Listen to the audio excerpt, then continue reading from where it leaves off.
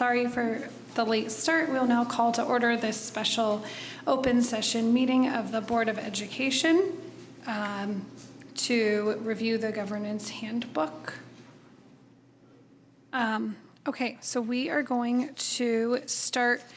I received one quote addition from Vice President Boyd. Does anybody else have one that they would like, they wanted to add? Can we do a roll call first? No. Hold on, let me pull up my things. Okay. And then All right, hold on. Let's do this.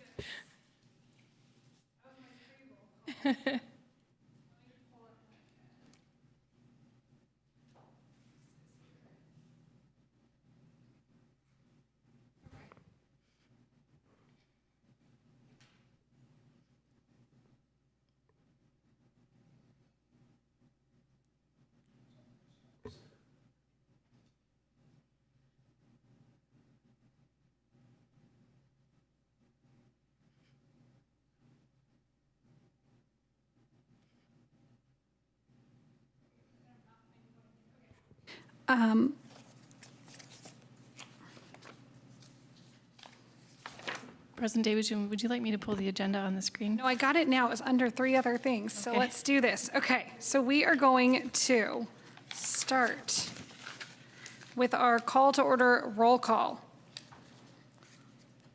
Student trustee Garcia Bustamante is absent for this one.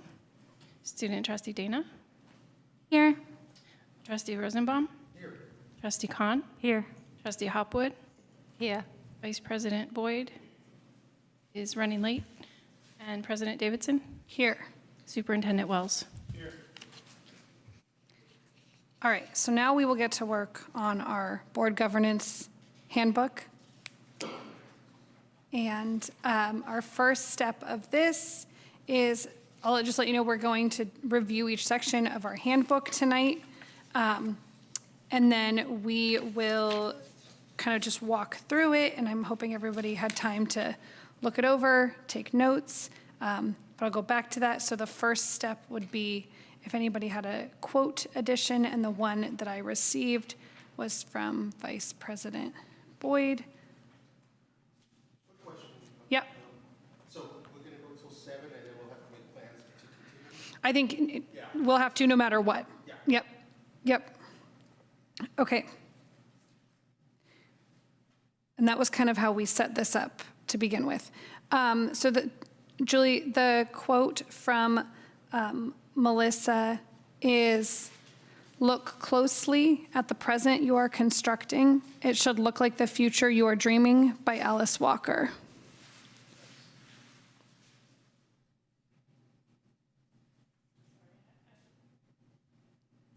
Can you repeat that? Yeah, Sorry. absolutely. Look closely at the present you are constructing. It should look like the future you are dreaming.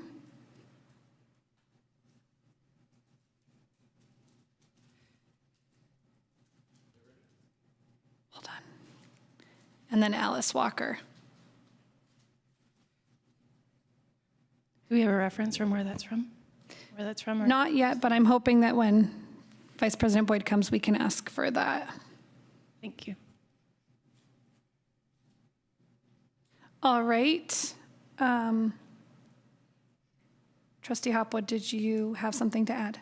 I just had a question. So the quotes that are there at the moment on page 2, I'm curious where they came from. The one, I don't know anything about Marion Wright Edelman.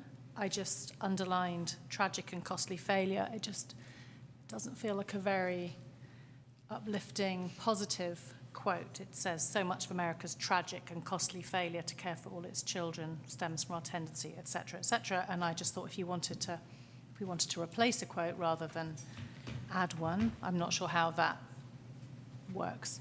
Do we take off quotes from other trustees ever from the past? Have we? I don't remember doing that in the past. I feel like it's just a list that gets added to. First one is mine. Okay. That was the first one. Yeah. I think Yuval Noah Harari is spelled wrong.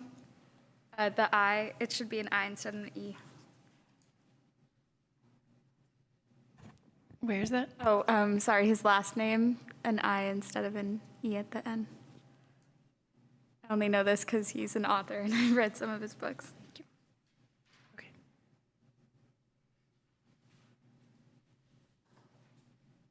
Okay, so now that we've moved on from that point, we are now going to work our way through the sections of the governance handbook. And so we will start. Julie, are we going to pull it up on there? Okay, great. I apologize. This is a live document. For some reason, all of my things are out of whack on my iPad here, so I really apologize. I know, and I usually use my laptop, but I did not grab that. Okay, here we are. So we have our quotes, section 1. We have our unity of purpose. We have our mission and vision statements listed here. And then we go into the strategic goals for the district, our CSBA, our unity of purpose. I think we're just, like, these are the parts, we'll just keep going because we're not really going to go through these. These are already set by their things, so there we are. So our agreements to facilitate governance leadership. So Trustee Rosenbaum, this is kind of where we were thinking to start right after this one, after the meeting norms, letting people look through the sections. Yeah. And the meeting norms are something that we addressed at our last board governance handbook meeting. And so they are things that we can look over and discuss. But I think that just keeping those in the back of your mind is something to consider when we're going through the other sections. Oh. Yeah.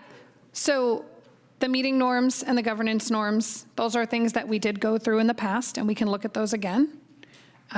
Or we can just agree that they're fine as is, and we're keeping those in the back of our mind.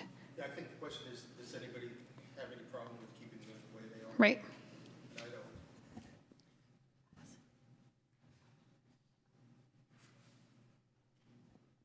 Anybody else? So Yeah, Trustee Hopwood. I don't have a problem with the actual norms. I just have general comments, which don't need to go through, but it's more to do with just the wordiness of this whole document. So even here on page 8, talking about governance teams, team norms and protocols. So if I were to get my hands on it, I just feel like it could be Cleaner. slightly cleaner. Yeah, exactly. But that's not something we want to do in this kind of setting.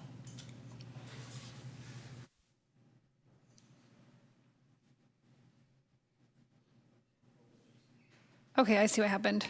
So the doc that I shared with you got things added in and edited in it. Got it. I think that's what happened.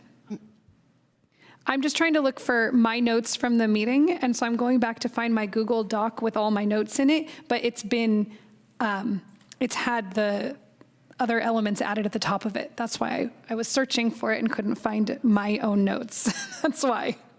Do Okay. you have printouts of that? Yep. Okay. Right here. Okay, so Becky, that is something that we could 100% look over is sort of tightening these up. We could say that we want to have a workshop just for those, or we could say that's something we want to look at maybe next year. That's all up to the board as a whole. So if anyone else has thoughts or feelings on that. I could also just do it at home as a suggestion, like a edited document, and then see what people think. Yeah, maybe we can just collect suggestions for changes and then bring them back. I think that's probably what we should do tonight, actually, Everywhere. so that we don't Yep, say anything's final. right. But rather than doing it here, which would be very time-consuming, I just thought about doing it outside of normal. I think that's a great, are you comfortable with that, Trustee Khan? Also? Okay, so we'll just leave the unless that someone has something specific for the meeting norms and governance norms, we'll leave those as is. And then Trustee Hopwood will kind of try to clean them up a little bit. The wordiness. Okay. So then we'll go down to protocols to support effective governance, and this is issue number 1, orienting a new board member. And since you are all new board members, well, 2 of you, this may prove helpful. Do you all have a copy of this, or do you want me to pass these down? These were just kind of my notes, and if you need a paper. Okay. Well, there's a couple.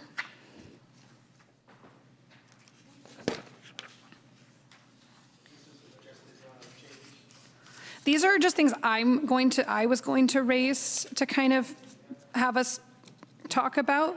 And so I'm kind of wondering, I know that, yeah, just, and then a place to take notes if you need to write anything down. Yeah. But right now we're ahead, I didn't put anything for this. So right now we're at issue number 1. Did anybody have anything here that they thought would be helpful, that we should adjust, that they had questions about? The only question is, how do we actually make these things happen? In other words, a lot of what we have in the handbook are nice things, but if we don't do it, that's one of the reasons why I think we decided to do this. So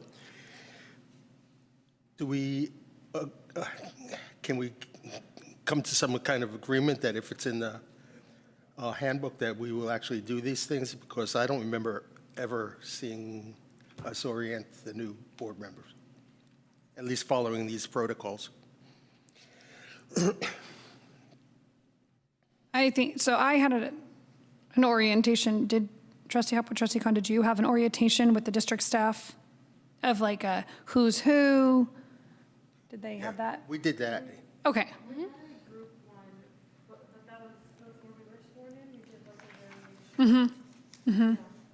Okay. The part that I think we haven't done, at least this year, is have, other board members meet with new board members and orient them. So we got the perspective of the entire management group, but The third bullet point, the president and vice president should ask an experienced current. right. Excuse me, I'm sorry. Can you please make sure your mics are on, because we can't? Yeah. Thank you. I'm sorry. So you're saying third from the bottom? It says each seated board member will arrange a time to have an informal meeting with each new board member as soon as possible after the swearing-in ceremony. Yeah. That's What you're not above where it says the president and vice president should ask an experienced current or recent board member to serve as a mentor for the new member. We haven't done that formally. I mean, the 3 of us met and, when we met with ex-board members as well, just to get oriented before the election, actually, so we didn't violate Brown Act. Right, right. So what we want to make sure that we do right now is move forward on the informal meetings Sure. now with everybody. And/or I wonder if another way to do this, I find this challenging, because here we're all going to be sworn in, and then we're asking to have informal meetings, which means we're already potentially violating the Brown Act if we have any sort of serial conversation. So I wonder if instead it would be having a workshop like this a little bit earlier, or some other way that the board could come together as a whole and share sort of goals, objectives, and then kind of where the current board members, the continuing board members stand. That would just be my thoughts on it. And if we do it in public, it's not a violation. 100%. Any other thoughts on that? So, because anything that we're not going to do, we should strike from this. Not that I think any of this is bad. I don't have any rewording, except that we should commit to doing things or take them out of the handbook. So why would it, so here, one of the points that I highlighted was the bit, each seated board member will arrange time to have an informal meeting with each new board member as soon as possible after the swearing-in ceremony. And then we just talked about a potential Brown Act violation. But surely if it's in the governance handbook, like you were saying about having sort of serial meetings is problematic. Is it problematic? I mean, if it's just a question of orientation and not discussing issues, because I think that would have been helpful. You know, I feel like it was swearing in and then straight in, but there wasn't really any. Well, we swear you in at the first meeting, and then we're already in a meeting, so it is challenging. So I wonder if there's another way. It's just here it says as soon as possible after the swearing in, so it's acknowledging when it takes place. Which is also really hard because it's at the holiday break every year. Yeah. I'm wondering if that's something that we can address with the, I guess, lame duck period between elections being certified and before officially being sworn in, because then we're not violating Brown Act. But also, it would still be better to have it as a open meeting of, like, and that gives us a chance to meet with outgoing board members and learn from them in that same space as just kind of orienting ourselves with the board, with the district, with all of the staff. And I think in that period, especially because CSBA conference is like right there too. And since we jumped right from elections being certified and then going to CSBA before anything really, I think that would probably be a better protocol. And it just possibly striking that, the one from the bottom, third up, replacing that with some sort of a open meeting. And I think even, you know, like giving the community a chance to come meet everybody too. I think that's like just making it an open space, getting it done in one go, meeting, you know, outgoing board members, current board. I mean, I know we were lucky enough to meet outgoing board members before, but that's not always the case. And so doing it in one go, I think, is better. And it's before CSBA, before the first meeting, so it's just better. And have it scheduled in, I think, so it doesn't fall on Yeah, so, some people to be like, oh, we forgot that, or we didn't remember that. So I mean, we met with management before we were sworn in, after the election, and Dr. Wells set that up. And that was very informative, I mean, especially for people who hadn't met some of those folks. Yeah, that was on the election day, actually. But we could do the same thing before swearing in, with maybe the board president or vice president meeting with each new, the outgoing board president and vice president. but we actually did meet with the outgoing president before we were sworn in. But how do, Julie needs to know something. I'm so sorry to interrupt, if I may. The meeting that you had on the day of election, well, I believe that was the orientation that you guys were talking about that you didn't have. That was the orientation. Just wasn't with the new board members. Excuse me, with the old board members or the current board members, just the three of you. Was exactly no Yeah. board members, just Just the us. three of you, yeah. Well, and then I think because you did meet with the outgoing, but then we wouldn't know who would be the next ones so we wouldn't have voted on that until you're seated. So, okay, so I think we'll put a pin in this one and we'll say if everybody wants to workshop that a little bit and come up with ideas, let's bring that one back. And I've got it noted here that we want to. just a quick comment, instead of meeting with the outgoing board president, it'd be interesting I think, to meet with the ongoing members, because, you know, this is not the old board, and we're not doing things exactly the way the old board did it. I'm assuming from watching old board. Every time you repeat the word old, you look at me. Because I'm looking at myself. we heard, you might be feeling that particularly Old today. board I don't know. members, old board members. Not old.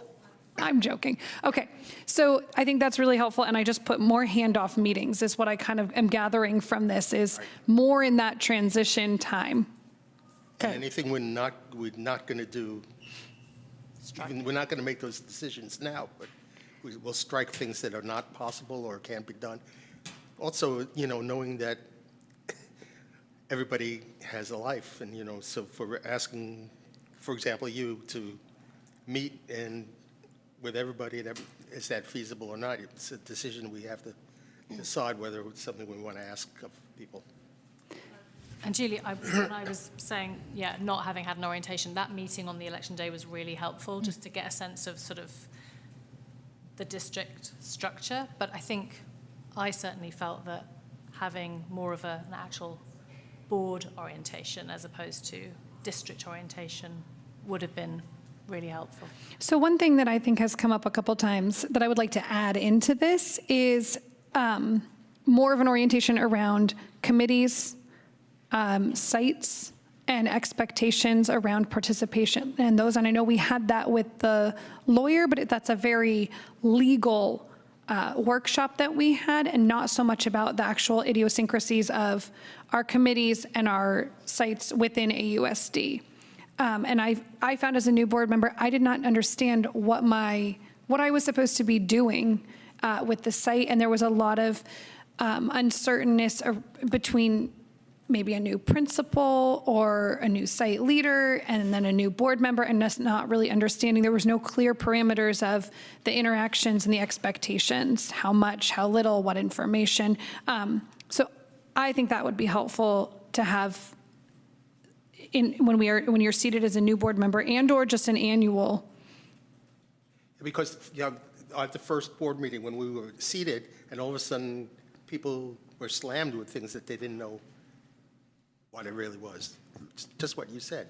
And I was watching two people who've never been on the board before, and it's like, huh, what? Right, and okay, your site assignment means that you are attending PTA meetings, site council meetings, and special events. That's what it entails, and you're having blank frequency of conversation or communication with the site leadership. And then maybe that's just, we outline it in the handbook right now, that's the board member's role as a site liaison, and then what it is on a committee, you're a non-voting member, but you are there to participate in the conversation, things like that. So we need to wordsmith that and get some input from everybody. And yep. So we jumped onto that bit now about, just because that was page, whichever. Oh, I was saying we should do that in orienting a new board member as got it. well, Yeah. maybe, so that you understand before you're asked to sign up on committees Yes. or run.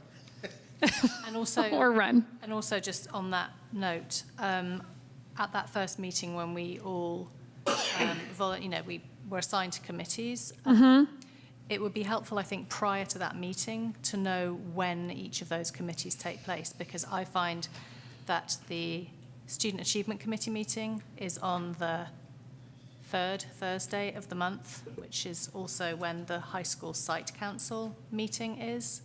And as I'm the high school rep and I'm on the Student Achievement, it would be useful to see the dates of each meeting so that you're not signing up for things that you can't do both of, because there's a clash. We have We can't have it, we don't. okay, we can have like a spreadsheet of when. Or 'Cause just, if I- just figuring out how to get on a school's web email tree. It's changed since I was on the board. Try to get onto Marin's. It's pretty hard. Matter of fact, I'm still working on it. I had a hard time joining the AMS PTA meeting, and it was challenging, yeah. So I think some of that. I'm going to echo what Trustee Hopwood said about meetings that are happening at because I'm having that same issue too. Site council and a committee that I'm on, they meet at the same time. So, and I can't be in two places at once. But I was going to jump to a different point in the principles on page 10. The second line feels repetitive of what is later bullet point 3 under protocols. So we're moving to issue number 2, bringing up new agenda items? No, still in the orientation of the new board. Oh, under principles, so recent or more experienced board members should mentor and support new members so that the entire board can be efficient and effective. It feels a bit repetitive when you look at bullet point number 3.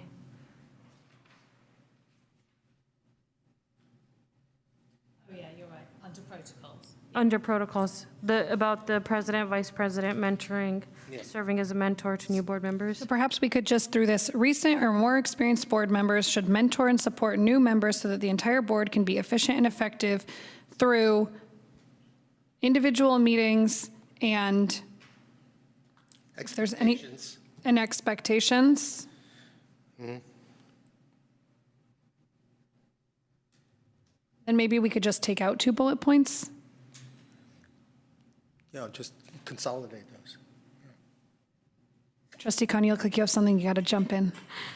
I think it's the former student in me, but I feel like we'd be more effective if we all were on that document earlier, added our comments, and then looked at the comments tonight instead of pulling this stuff up right now because Yeah. I feel like we're doing a group project and failing.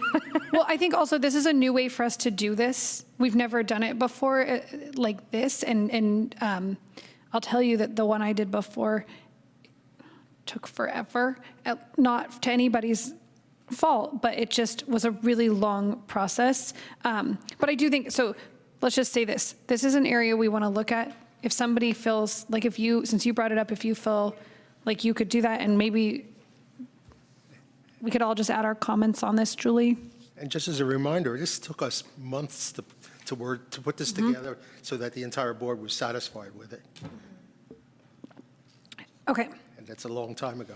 Is everybody comfortable if we move on to issue number 2, bringing up new agenda items? New ideas or agenda items? Okay. Anybody have anything in this one that they felt?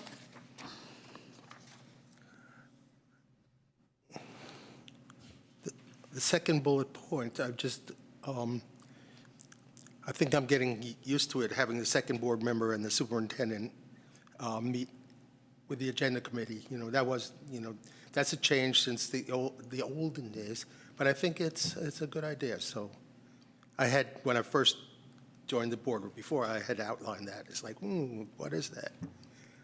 But I think I'd like to hear other people's opinions about whether that works or not. The agenda setting meetings. Also, if anyone is particularly challenged by the timing of those, it's okay to share that. I have been, and I appreciate everyone's flexibility on it, but I think those are conversations to have and things to know before running for the board that might be helpful for someone to look over, that there will be these other expectations and then maybe an idea of timing of these things. It's an interesting thought. It'd be interesting for candidates to not have to, but have access to this before they decide to run even. Well, it's on the website, so they do. So it would be a great thing to say. Yeah. We recommend that candidates review the governance handbook to know what you're getting into, and then make sure that it Well, we could add it to the packet that the city gives to people who are signing up before they even turn in their final paperwork. Because this explains a lot, especially if we're doing these things. I think I might have shared it with my other 2 candidates when we were running, but even before that, it's like, whew, what am I getting myself into? I think, anybody else who has anything on this?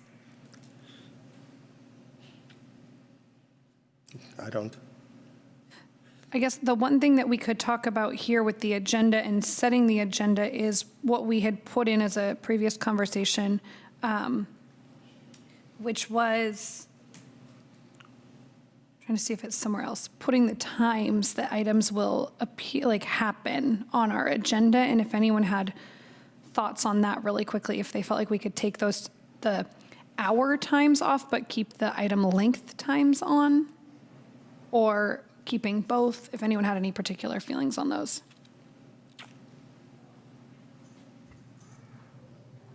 We had that conversation, didn't we, at the recent agenda setting meeting? Here it just talks about the last paragraph under protocols on page 11. It just says the amount of time allotted, the position on the agenda. So it doesn't mention there's no mention of a specific time, which I think is better. We've run into problems where we've had an estimated time and then had to slow down or speed up. I do see, okay, now I'm seeing it down under number 7, timing of board meetings, and sorry to jump, we'll go back, but they seem related, and it's a little bit interesting that these things are in so many different places, but each item on the meeting agenda will include the time for discussion and the amount of time reserved for that item, but it does say up above, it doesn't go into that, so I'm wondering. Earlier, under agenda setting, it talks just about the allocated time rather than the precise time that it will. Maybe we could move that timing of the board meeting into the agenda setting somehow. Okay, what I think is really helpful for these last few minutes is if anybody else has particular points that they really feel like we need to make sure we discuss at the next one, and then let's just talk about how we want to look over this again. Because Trustee Khan, I really like your idea. I think that would be much more efficient than this long discussion. So long as Julie is okay with us having access, that would be great, because I think that way we can wordsmith things and then add it as a comment. If we only have, commenting access, not editing access, that way we're not changing the actual language. So, I don't know, I feel like we could do that beforehand, and then during the meeting, we can say yes, no, let's work on that more. So that we're not violating the Brown Act by any way, I can send a Word document to you all, and you can use track changes, send it back to me, and then I will That works. put it all in. Okay. Okay. That will take some time, so please. Or I can help with that. Okay. If you want me to make. Thank you, President If Davidson. you, I mean, I don't know if I'm allowed to make all those, like, put it all in, if that will violate it, but we can have that conversation. Well, I think if we take it in small chunks, so that now, things that we talked about today, we'll send things to you without going further on, so that we stay focused on what we're doing, and then next time we'll take another small chunk. I think that's going to be. Can we say that we go, before the next meeting, can we say that we would like to work on maybe up to page, trying to look for a good stopping point. 12? I feel like we could get a little bit further. Okay. Maybe we could go through issue number 9, board electronic communications. Okay. Would that be okay? Okay. So I will send the Word document to you all this evening when we're done with the meeting, and then you'll have it. Thank you. Yeah. Do you all have Word? I was gonna say, it might actually be better if we type up our comments in either Google Doc or Word and then send those to you, so you can just copy and paste it. Because if we do it on a Google Doc and add it as a comment, you're not gonna be able to actually copy paste it. You'll have to retype it again anyways. So if we just, I think in a Google Doc, just put page number, item, whatever, and then what our edit is, and then you can import it all for us. That might be the easiest way to do it. I will do my best. Thank you. Thank you so much. Okay, I think this is really good and it's really helpful. In the past, we've done these long 2-hour meetings and then we don't get through it all, and it's still similar. So I don't know how people feel about this as well, with it being, I promise I will be on time to the next one. But with it being just sort of at the start, instead of us having additional meetings on other nights. Does that Right. work? Yes. Okay. So then we'll work on having a second one in a little while and continue on. Yeah. I Just wanted to ask if that would be okay with student trustees, because I don't know. I mean, it's okay for me, yeah. I can't speak for you, Nelly, though. Yeah, and maybe trying to do them in an hour instead of, 40 minutes or something. I don't know.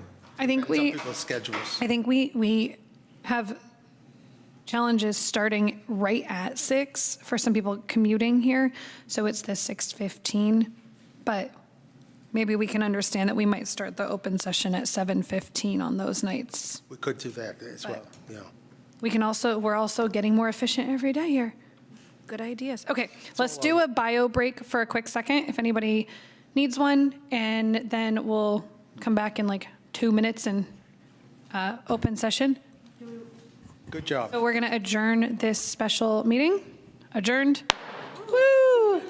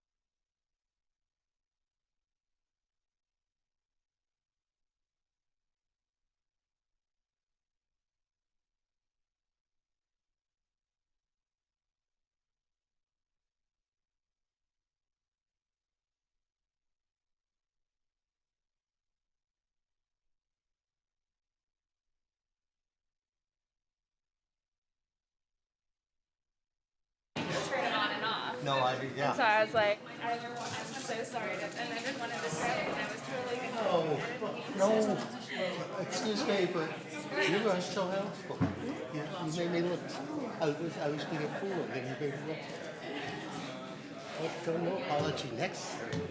I should. All right, we are going to call to order the open session of our meeting on March 14th. Welcome, everybody.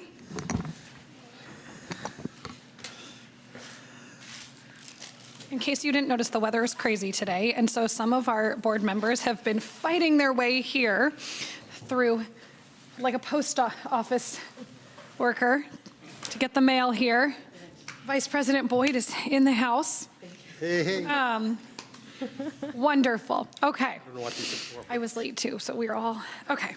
So we will now call to order our open session, and we'll do our roll call again.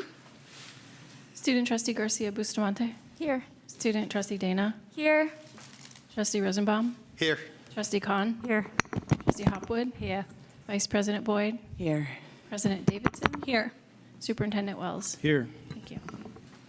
Okay, so we just had a wonderful start to a workshop, some great ideas on our governance handbook. We did not make much progress, so don't worry, and there's plenty more to be done, but we did add your quote. Okay, so we will now say the Pledge of Allegiance. If you'd like to stand, please do so. I pledge allegiance to the flag of the United States of America and to the republic for which it stands, one nation, under God, indivisible, with liberty and justice for all. All right, and we will now do the reading of the AUSD mission and vision statement and the Board of Education meeting norms. Okay. The mission of Albany Unified School District is to provide excellent public education that empowers all to achieve their fullest potential as productive citizens. AUSD is committed to creating comprehensive learning opportunities in a safe, supportive, and collaborative environment, addressing the individual needs of each student. Meeting norms. Maintain a focus on what is best for our students. Ensure a safe environment for all views to be expressed, treating each other, staff, and the public respectfully. Endeavor to find common solutions to issues through collaboration without sacrificing one's belief in what is best for students. Make a commitment to effective deliberation, each one listening with an open mind while others are allowed to express their own points of view even if one disagrees. Thank you so much for that.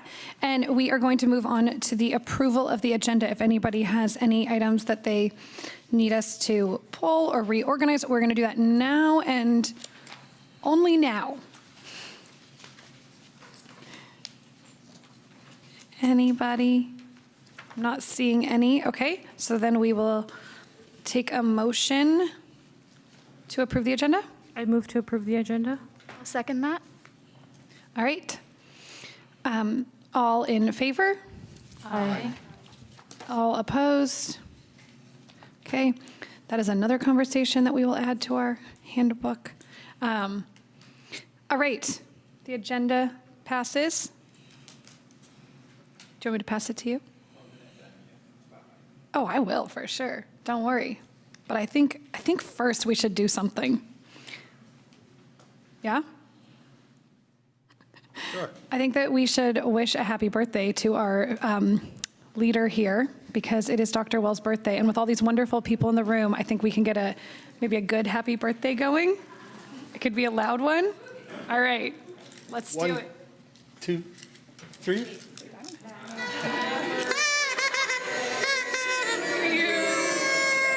Happy birthday to you. Happy birthday, dear friend. Happy birthday to you.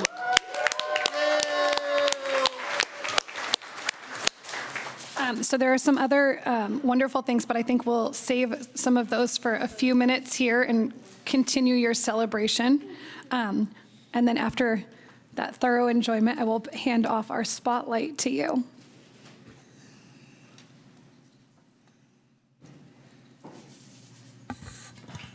I feel special and thoroughly blessed. Is it spotlight time? Oh, yeah. Yes, great. We started it. Spotlight time number 2. Great, thank you, guys. This was what made working in Albany so incredibly awesome. You just have people and the love that permeates throughout the district.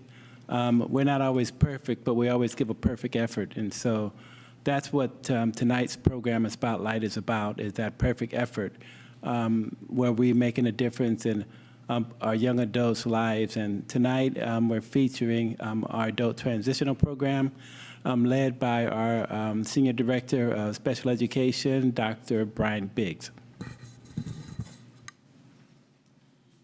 Thank you, Dr. Wells, and Board of Education trustees and President Davidson. Thank you so much for giving us the opportunity to showcase one of our amazing programs that we have here in Albany Unified School District. I'm going to be brief so that the adult students and our staff in the program do justice by being able to discuss the various program components and the amazing work that our adult students have done to build this program under the leadership of their teacher, Ashley Sachs. So we've had some different teachers throughout the years, and I've just been really happy to have Miss Ashley Sachs join Albany Unified School District and unite her adult students to create this amazing new Albany Adult Transition Program. So with no further ado, I want to invite the crew up. I've known some of these students for many years, and I've got to see them as students and now as adult students. And so you guys are actually going to come over here. Is there any chance we could use this one? I have no idea. Yeah. Yes? Is that okay? Perfect. Yeah. We've been practicing with the microphone, so I want to keep it consistent. So folks, come on over here. We're going to line up in the order that we've been practicing. Thank you so, so much for inviting us. We are really, really honored to be here. All right, so remember, we're going to kind of all be like this. Let's see, here we go. All right. So Anna's going to be over here. We're going to just switch up our order really quickly. All right. And who am I telling next? Okay, next slide, please. So let's go ahead and meet the team. So I'm Ashley Sachs. Thank you for that lovely introduction, Mr. Biggs and Dr. Frank Wells. We've got our wonderful instructors, Woody and Kat. Could not do this without them. And we've got our amazing students, Anna. Natalie. Colette. Sayam. Thank you. Next slide. We couldn't do this without Brian Biggs, Senior Director, Special Education, and Barbara Amino, Program Specialist. Thank you so much. Next slide. And we have a wonderful list of service providers here. Next slide.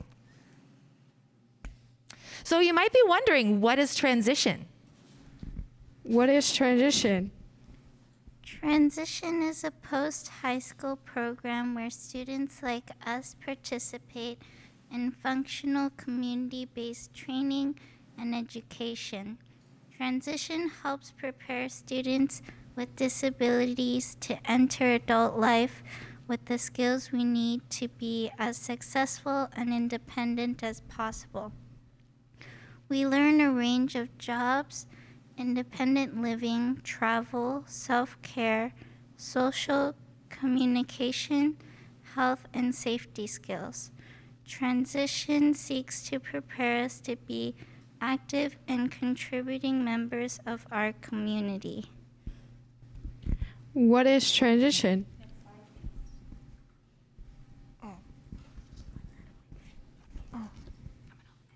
Okay. Transition is for any student in the school district who receives special education services, has an IEP, and will receive a certificate of completion from high school.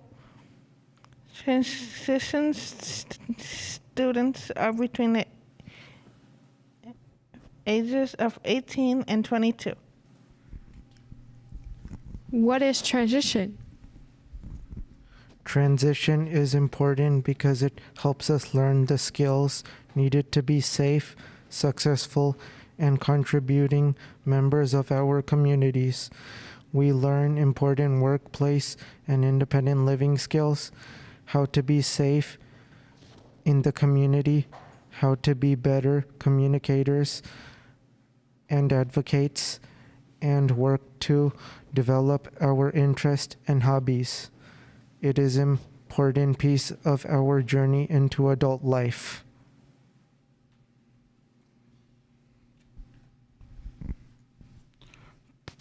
Programs and foundations. Person-centered planning, student-led programming. Meaningful learning that focuses on post-secondary goals and strong ties with adult programming. So we aim to cover many topics over the 3 to 4 years that students are a part of our program. The topics that we've focused on this semester and last semester include wellness, self-advocacy, friendship building, and many other topics that you see here. So this is a sample schedule of what our program looks like throughout the week.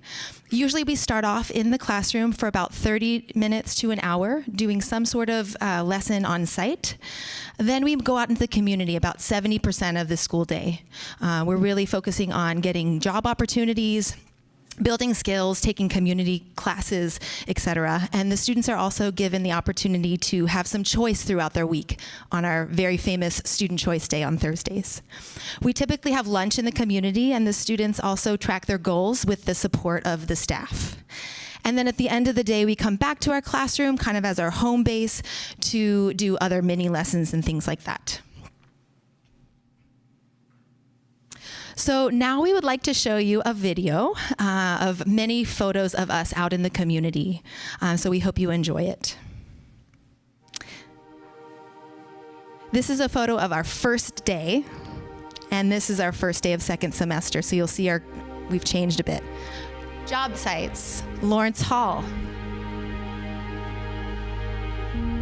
Giltrack Farms. Ruth Actie Elementary. Laundry for the Children's Center. Cornell Library. Community partnerships. You'll get the dance floor. 18 Reasons and Cooking Matters program. Video making at the Center of Independent Living. Travel training.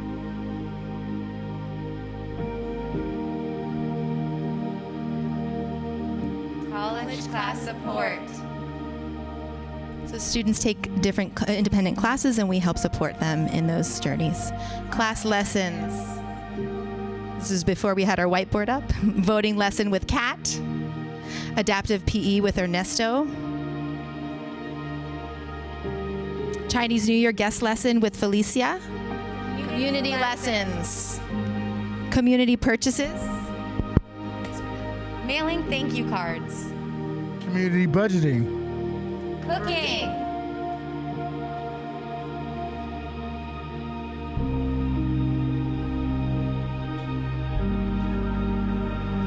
Transition Express.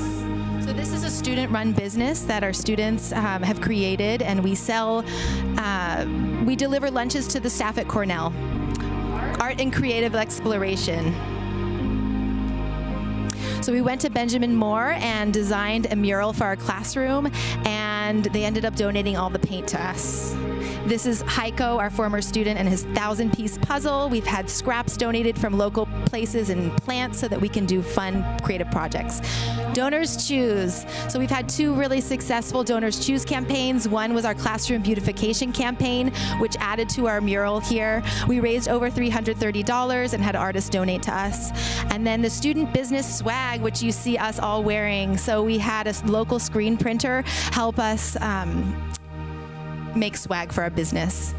And then, of course, there's the Student Choice Day. So we've got Little Farm, Lake Merritt, Berkeley Art Museum, Pumpkin Patch, UC Berkeley campus, Annie's Annuals, Community Building, gingerbread houses with the 11th and 12th grade, and also a dance party with the high schoolers to help them transition, and the garden proposal. So we proposed this as our garden revamp. We had a meeting with Brian, and he accepted that proposal. So we hope to beautify our garden and invite you all to join us as a community to celebrate. Thank you for watching.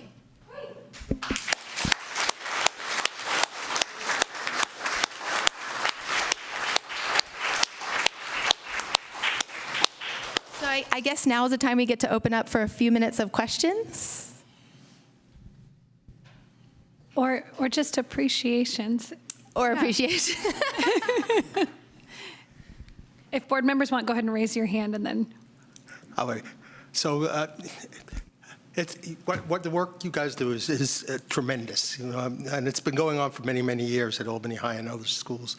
I still follow students from 20 years ago, from when I was principal, 15 years ago, whenever that was, and just seeing how when they've gone through the transition program, how it's made them much more secure in being in the community. And it's just so important to have the skills that you teach them. So thank you. Thank you. And thank you.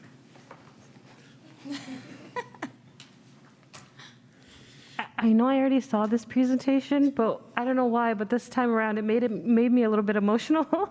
I really appreciate the work and effort each and every student and staff put into this to share what you do, just a little snippet of everything that you do, and just, you know, the support that you provide to our students and helping them, you know, achieve their goals and feel independent. I think that's really important for everyone. So it's beautiful to see the work that you guys are doing and how you're impacting our students' lives. So thank you.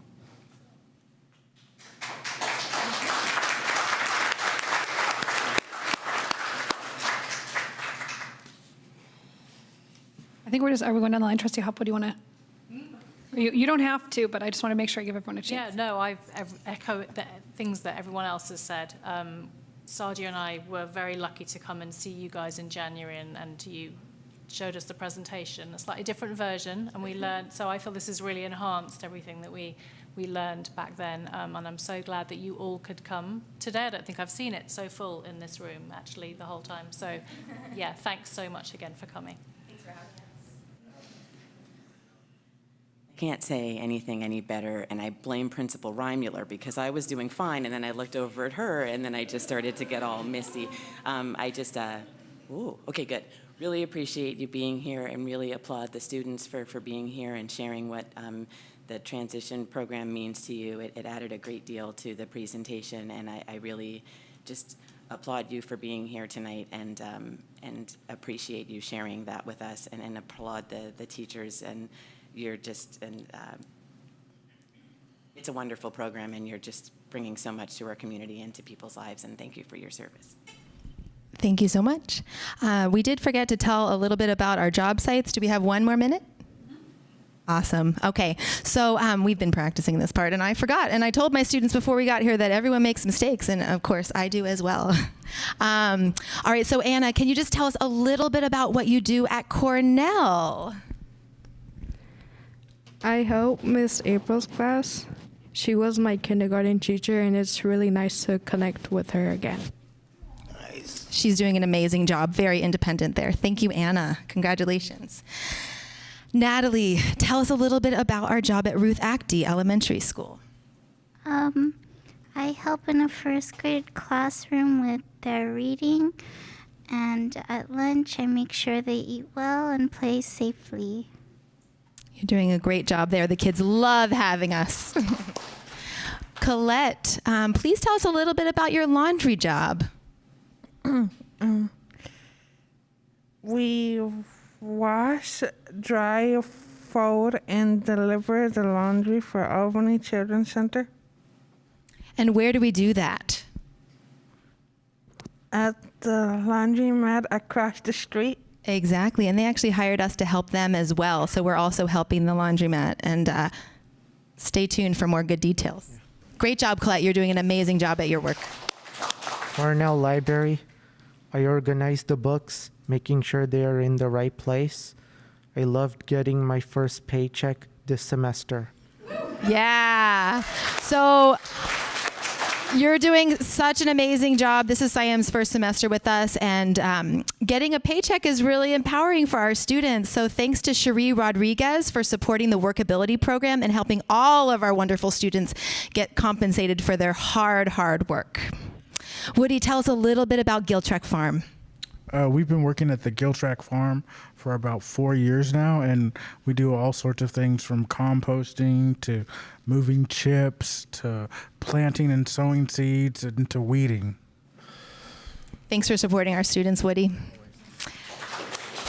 And the Lawrence Hall of Science is a new partnership as of this year. Kat, tell us a little bit about that. At the Lawrence Hall of Science, our students help all of the young scientists that come through. They also lead activities. Our current one focuses on oceans and erosion. There we go. We have also made a ton of their materials, their current materials, more accessible, so they help all learners. Thank you. Let's give it up one more time for the amazing transition team.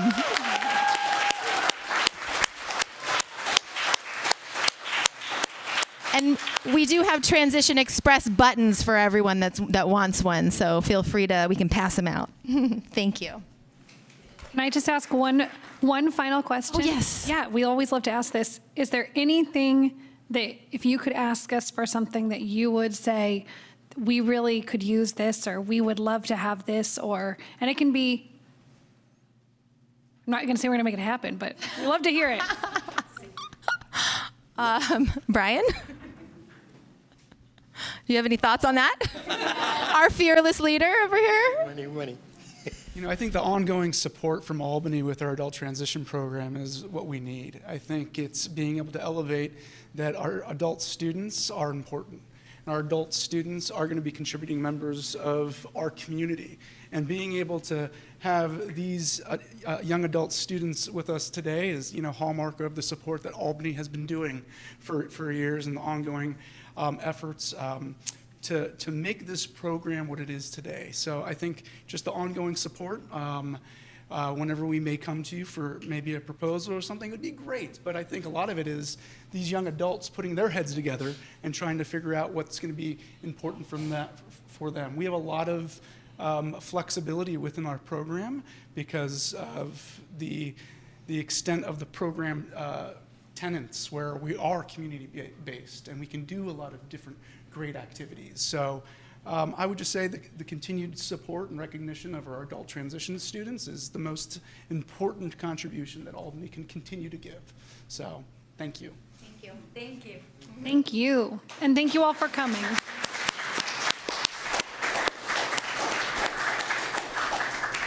And we'll now take public comment on this agenda item, and I see one at our podium and two in our virtual audience. I might be. We have our timer ready. I'm just gonna hold it. So, Nick Theo McIntyre, I'm a member of the Albany Disability Squad, and a lot of the times we come to the board with issues that we want fixed or addressed, and I think this presentation is a good opportunity to say, mention at least one great thing that has been, that I think is working well. The adult transition program, I believe, used to be in some hidden room somewhere in the middle school, far away from what is essentially Albany's downtown. But it is now located right on Solano, next door to Cornell Elementary. And that's a great thing, because that means that the students who are in that program get to participate right in the very center of the city and not just be invisible to the community or made invisible by the community. So I'd like to thank Dr. Biggs for making that happen shortly after he came on board. And you asked a question, President Davidson, and that would be one great thing, to make sure that the students in the adult transition program continue to be in the center of Albany's downtown. Thank you. Thank you. We'll now move to our virtual comments, and we have our first speaker. I think your talking is permitted. There you go. Hello, I'm Kathleen Marte. My son is Leo Marte. He is in 11th grade at Albany High School. He's been with the district since first grade. And I have to say that I've had some, anxiety, what is he going to do after high school? And this presentation has made me really excited for him to go to the transition program. So I just want to say thank you so much, Ms. Sachs and the rest of the teachers and Brian Biggs for creating such a dynamic, really individualized adult transition program.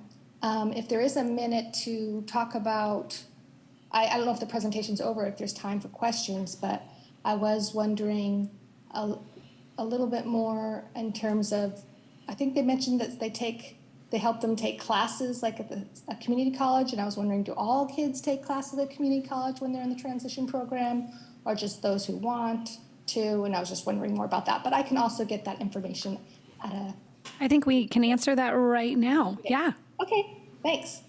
Thank you so much for your comment. We're really excited to have your son in our program. All students have the opportunity to take college classes if they would like. Oftentimes we start off with community-based classes that are not college classes, but if someone's ready for it when they first start our program, then we will do our best to support them and try to make it happen. Thank you so much. All right, and our second speaker.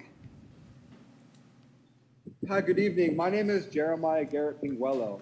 I'm actually a former student of Albany High School, graduated in the class of 2001. I was actually enrolled in special education for 4 years through my high school. Miss Ritchie was my teacher every year. And I just want to encourage these students with transition that, keep your confidence level up.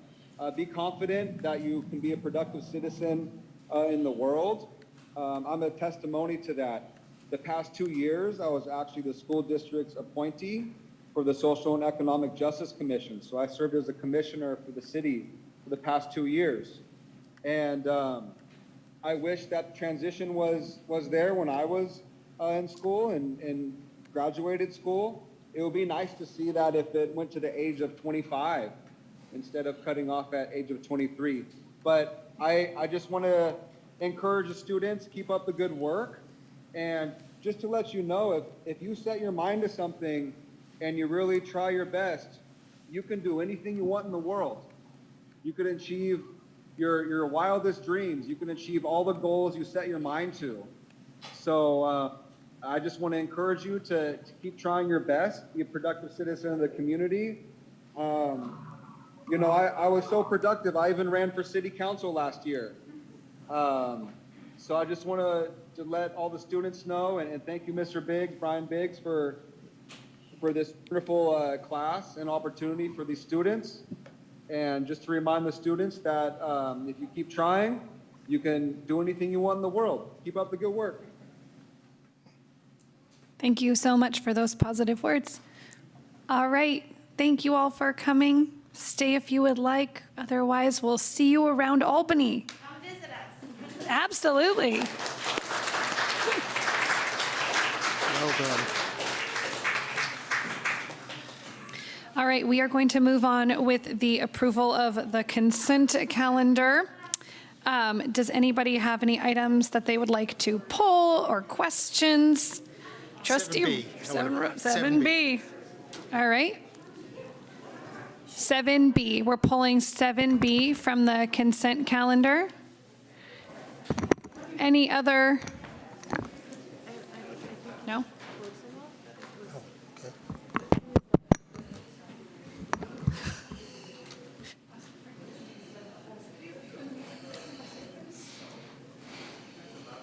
That is beautiful. That was. Lots of little tears going on here. We have some great things to be very proud of and appreciative of. Okay, so we've pulled item 7B from the consent calendar. Does anybody have any other items? Nope. All right, so we can take a motion to approve the consent calendar minus 7B, and then we will have a quick conversation about that item. I can make a motion to approve the consent calendar other than item 7B. Second. All right, all in favor? Aye. Aye. All opposed? Okay, seeing none. The consent calendar is approved, minus 7B. And now, Trustee Rosenbaum, fire away. So, quick aside about Challenge Day. First of all, I'm a huge fan. Challenge Day, anybody who hasn't participated in it, I strongly encourage you to volunteer. It's really, you wind up participating and shedding a few tears. It's just an amazing thing. It started in the 90s by two parents at Alhambra High School in Martinez, and it's grown from that. Yes, and I was the principal. So I'm very familiar. So I just want to make sure that everybody understands that I'm fully engaged and happy to have that continue at Albany High. My question was that the contract did not, as far as I could see, did not have a clause for anti-discrimination. So I would like, I can't vote on it until that's in there. A couple things. This is the contract that we've used ever since the inception of the, my understanding, inception of the program that we use every year. Although it may not have it, we do adhere to those practices. Say it again. Although it does not have that, it's the same contract we use every year. And although it doesn't have that explicitly spelled out, but we do adhere to those non-discriminatory practices. And to give more testimony to that, we do have the principal of Albany High School who might be able to shed some additional light and entertain any questions if you like at this time. The thing is that for many years we've been requiring that wording in every single contract, new or old or different. So I would please ask us to put that back in. Okay. It's just something that we've we've agreed to that since you've been in your position. So there's no defense needed for me. Okay, great. So why don't we make a special notation and we can include that in future contracts, and then maybe even consider having an updated contract. Can't promise you because we already signed, or will be signing. But in future Can we just slip it contracts. in before everybody signs it? When will we sign it? As soon as we pass it? Well, yeah, when we pass it, but as you know, it takes two to agree on, hey, can you insert this? That might be a little more complicated than, that's why I can't make that promise, because I don't want to disappoint people. Okay. But I can make a commitment that moving forward, we can have that in the contract. Good enough. So would we like to make a motion to approve 7B or table the item, or? I'll move to approve 7B because it's such an amazing program, with the proviso that we look into making sure that every contract that we pass has that clause. And we've done a very good job over the last 20 years, actually. So I want to make sure that it continues. Even old contracts, we need to add that in because it doesn't look good and the community gets at me. I hear you. Let me get a point of clarification. We're talking about this contract for now. Yes. But I think we could have an agenda item to make sure we talk about future contracts and what we can and can't do and get a legal opinion on that. Okay. I don't want to leave here misleading you and thinking, okay, great. You can't mislead me. So our motion is to approve 7B as is, with the understanding that future versions will have an anti-discrimination clause. Okay, second? Maybe we can make that when we sign it. We'll be Trustee Khan seconded. point that out to the leadership, whoever's signing, It's become a bigger business, but still. Okay, Ready? yes. All in favor? Aye. Aye. All opposed? Seeing none, 7B passes. Oh, I didn't mean to bring you out for that. Oh, Darren. Okay, student board member reports. Members report, but they're so modest and so incredibly incredible. Yes. If that's such a phrase, I just coined it. Ranging from Yaneli to Allison Dana.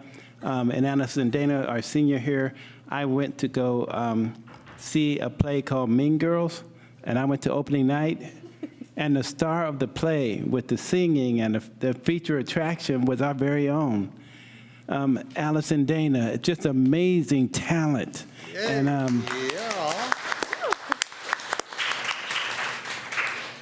And I was in awe, and she's so modest, and we meet every other week, and she made no mention of it. But I was just in awe. That whole evening and the next day, I'm like, wow, just incredible talent here in our district. So, and she wouldn't even mention it tonight, so I had to do that. Well, no, it's Thank you so much, Dr. Wells. That's really sweet. in the record now.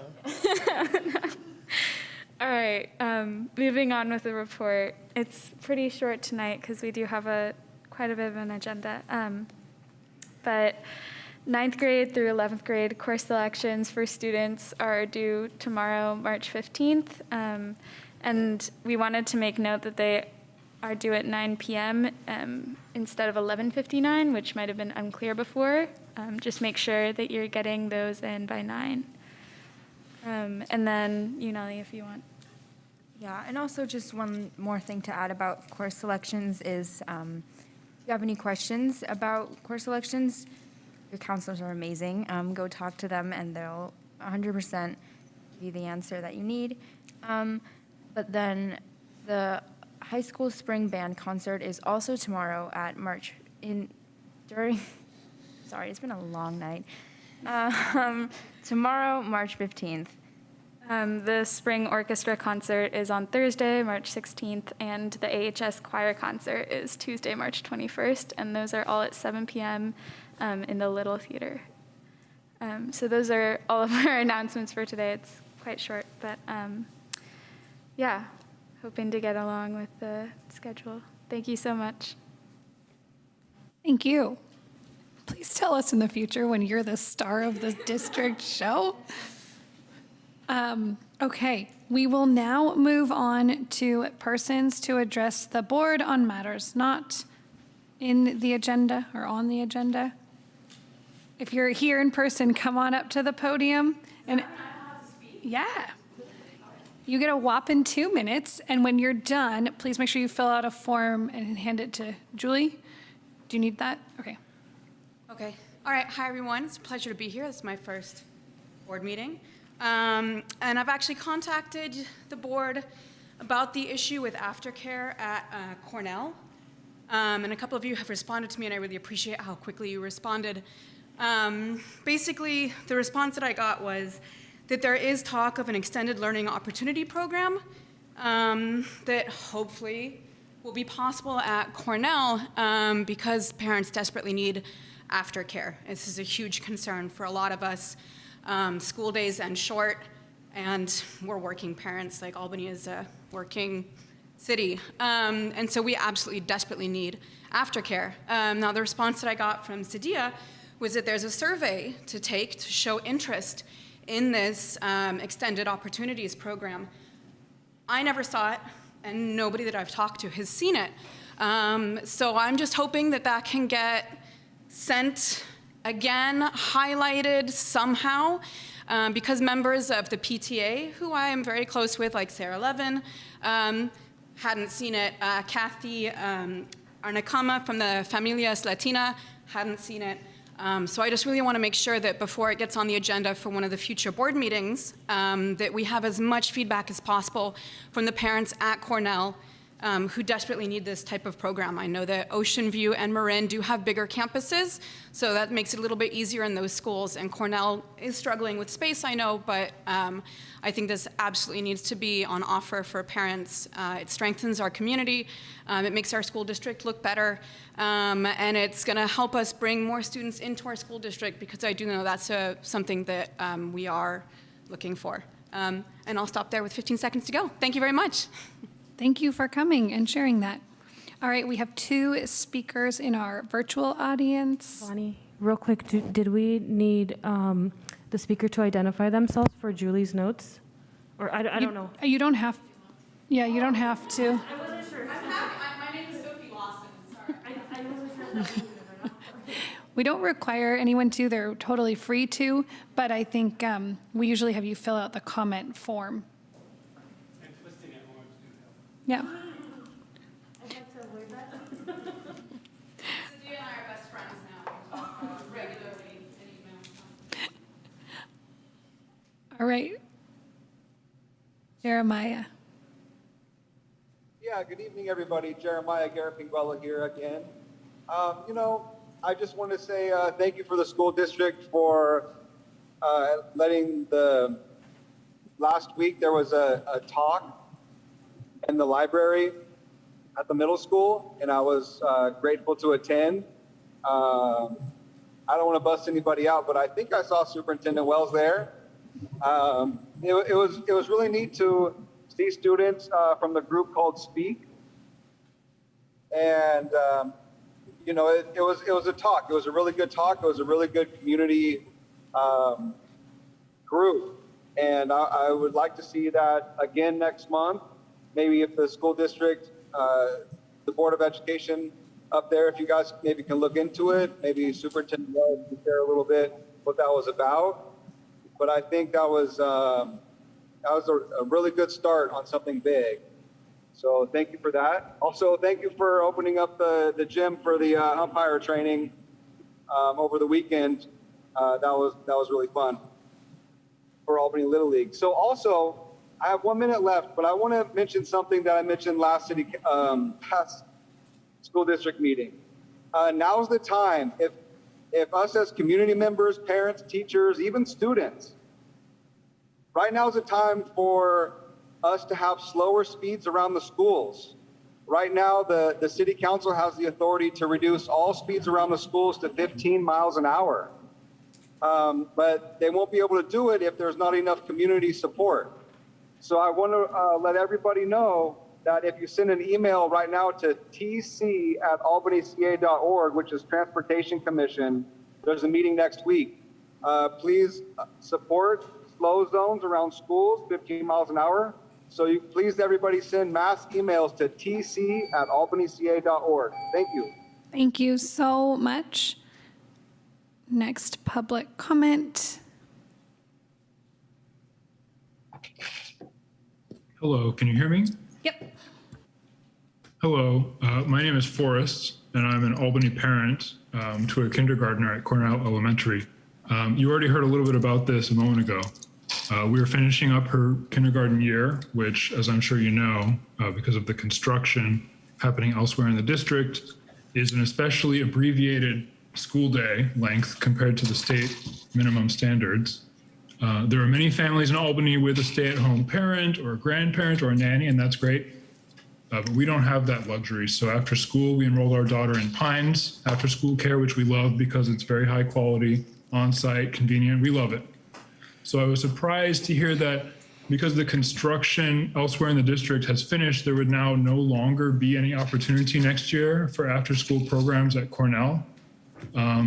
That's kind of confusing and frustrating for us because we spent a lot of effort to live very close to Cornell Elementary so we can have a safe and convenient transportation to school, by which I mean walking.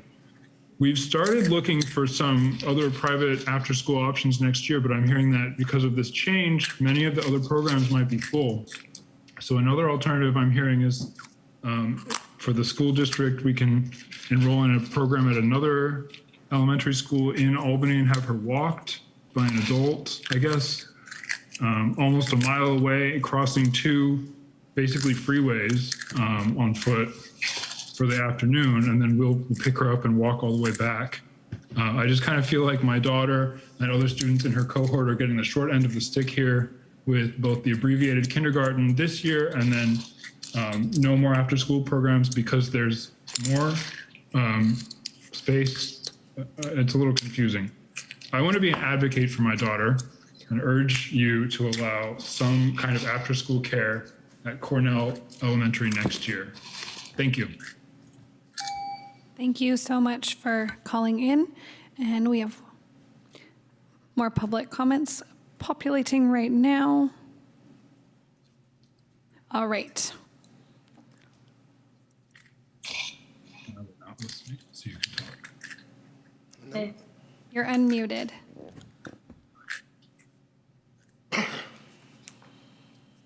Hello? Yep.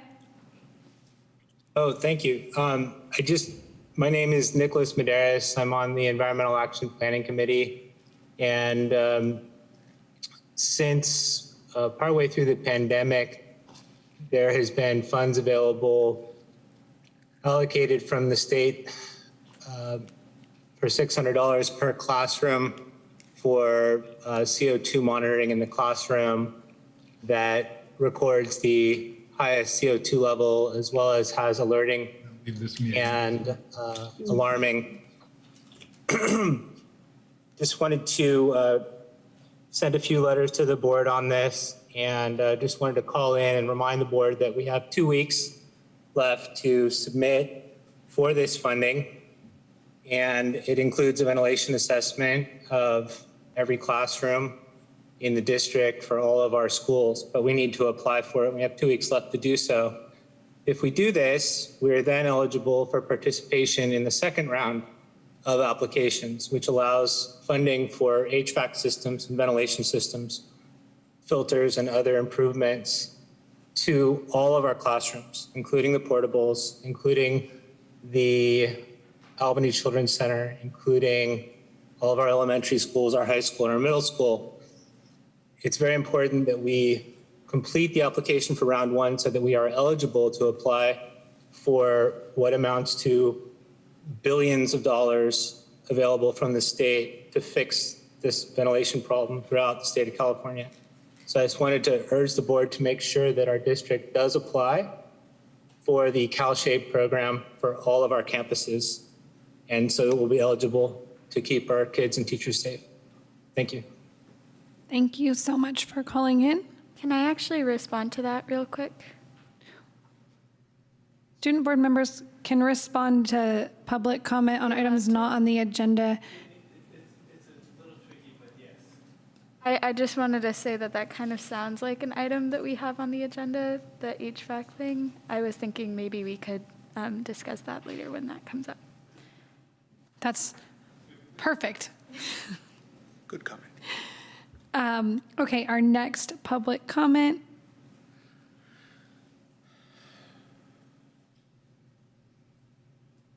Am I on? You're here, thank you. Okay. Hi, my name is Natalie Mann. I'm also a parent of a kindergartner at Cornell in the Pines program, and I just wanted to second and third the other parents that have spoken about the need for not only aftercare, but also before care. I'm a teacher, my husband's a teacher outside of Albany, and we have to be at our jobs at 8 a.m. to greet other children. And so we cannot possibly drop our kid off at 8:30, let alone 9:10. So I am in desperate need of before care, and the Pines program before care has been reliable and wonderful for us this year, and I would be so devastated if it went away next year. In addition to the fact that it's a Spanish immersion program, which isn't really available during the school day in Albany, I think it's a really wonderful asset that we shouldn't let go. So I just want to second that. And to the woman who spoke before, I actually signed that form indicating that I was interested in Pines for next year. So I did see the form, but I don't know how I saw it. It was just at Pines, so I can ask them about it tomorrow and have it further circulated. But yeah, that's all. I'm sorry my kids are screaming in the background. Okay. We couldn't hear them, and thank you so much for calling in. All right. Hi, can you hear me? We can. Yay, perfect. Hi, my name's Jenna Evans, and my daughter goes to middle school at Cornell. That's what she calls the 3 hour of kindergarten that she has between her before and after school. So you may guess I'm here to talk about the after school program. I feel that a lot of our kindergarten students have made the sacrifice of having this 3 hours of school while we're paying for the before and after school so that we can have these beautiful buildings. And so now we're left with both Marin and Ocean View, who have new buildings and have before and after school care. I think this is not only inequitable between the three schools, but we also have this wonderful early and late bird schedule that benefits students by making space for small groups and targeted reading instruction. And the system is only available for those who can access this affordable care. And so when we don't have this affordable care available to families, then we're making it even more less diverse social economically and in many ways in our school systems. And so I really want to consider, I know that space is an issue, but we also know that when we're thinking of funding schools, we get paid by attendance of our students, and we have kids who attend when they have the care available. And so when we're thinking about attendance and we're thinking about relationships, and the more strong relationships our kids have in school, the better they do in school. I also know that other schools have other languages that they're learning. I think at Ocean View there's a program. And we know that research shows that kids learn languages better before age 6, and a whole cohort of kids have been learning Spanish. And I would love for them to be able to continue this skill and continue these relationships with these teachers. I would like to really have some thought put into not only like, can we have Pines available, but what will be available for these kids? If the option is to have them dropped off at other schools, or we've been told like change schools if you need, then those programs are going to get pretty full. So thank you for taking that into consideration. Thank you so much for calling in. And that is all of our public comment that is not a repeat hand raised. I'm not sure if that's to speak again or not, but we're just going to do one public comment per caller today. And we are going to move on right now to our review and discussion.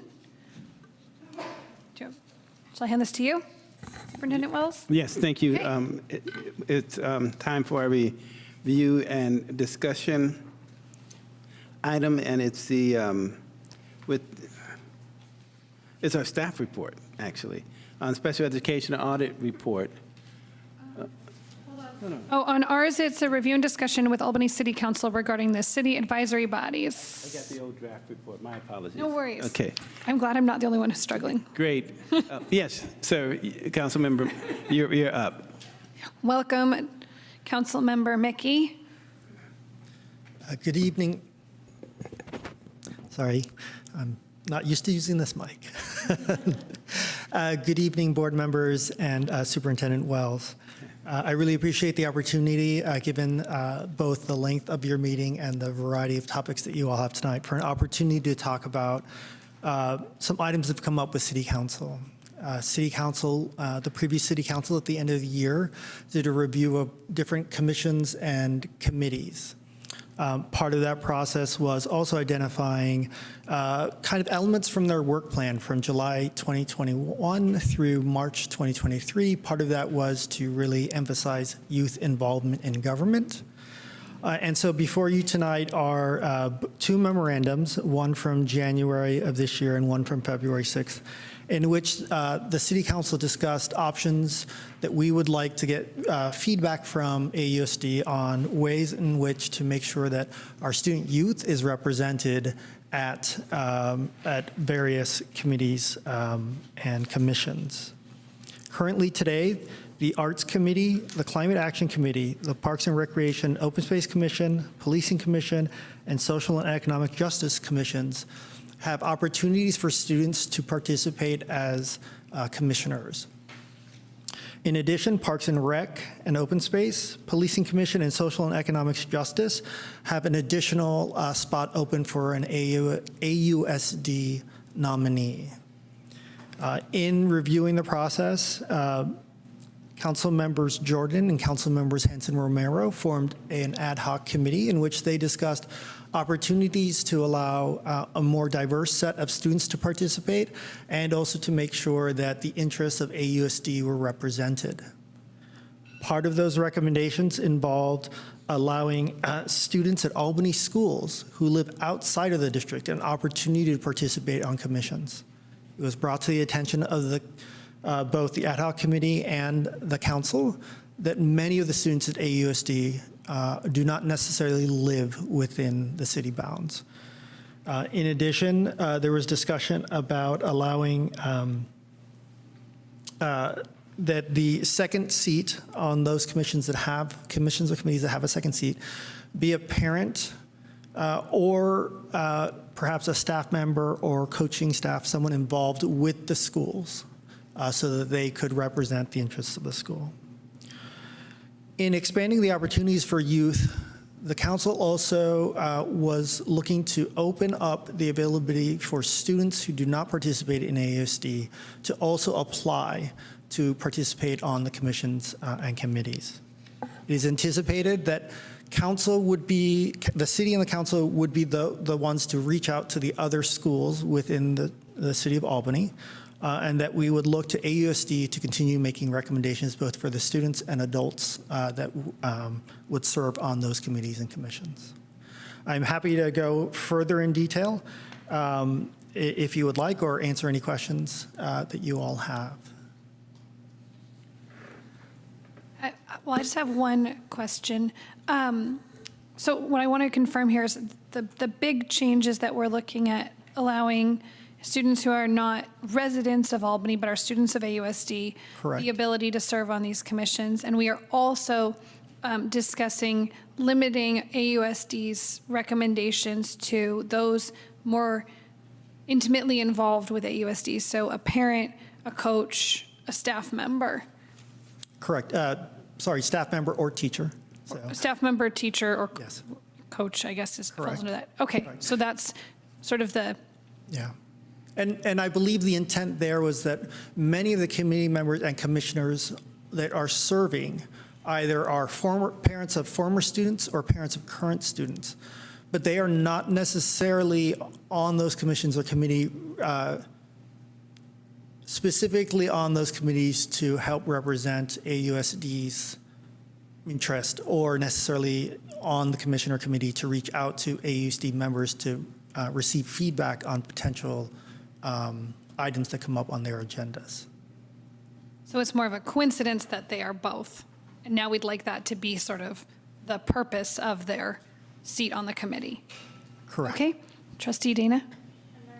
Also, just to clarify, beyond that, these committees that have one seat would just be sort of prioritized for students, or we want language in like a resolution to say, to prioritize students for those first seats. Correct. So the recommendation from the ad hoc committee, and that was discussed at council, was that when there's only one seat available, that it be prioritized to a student. You know, I think we would take other recommendations as a council if there were no students who were interested in serving. But that is also another reason why we're opening it up to other schools, just in case there are other students or youth that would be interested in serving. Right. Trustee Rosenbaum? But I'm confused. You mentioned other schools, high schools within Albany, besides Correct. AUS. So, what high schools? So St. Mary's is within the city of Albany. And then my understanding is there are students who attend Tilden Prep who are not necessarily students at AUSD. Good. I'm not confused anymore. I forgot about St. Mary's. I will just add a little side note. In our council conversations, I recognized AUSD, but I had not realized that there were students at Tilden Prep who did not necessarily attend either of those schools. Thank you. One other thing I would note, I did serve on the Climate Action Committee for a little bit, and was able to work with and interact with 2 students who happened to be on that committee. While one of them is an AUSD appointee, the other was last year's City Council at Large appointee. Both of them have done incredible work. Both of them showed a lot of initiative in doing work on their own and also working with the schools. And it was a true pleasure to work with both committee members Fasoon and committee member Mohammed. I raise that only to say that while we say 1 seat is specifically for students, in the AUSD's efforts to garner and/or search for students who might be interested, while AUSD may make one recommendation, I would implore all students who are interested in serving on a committee to apply.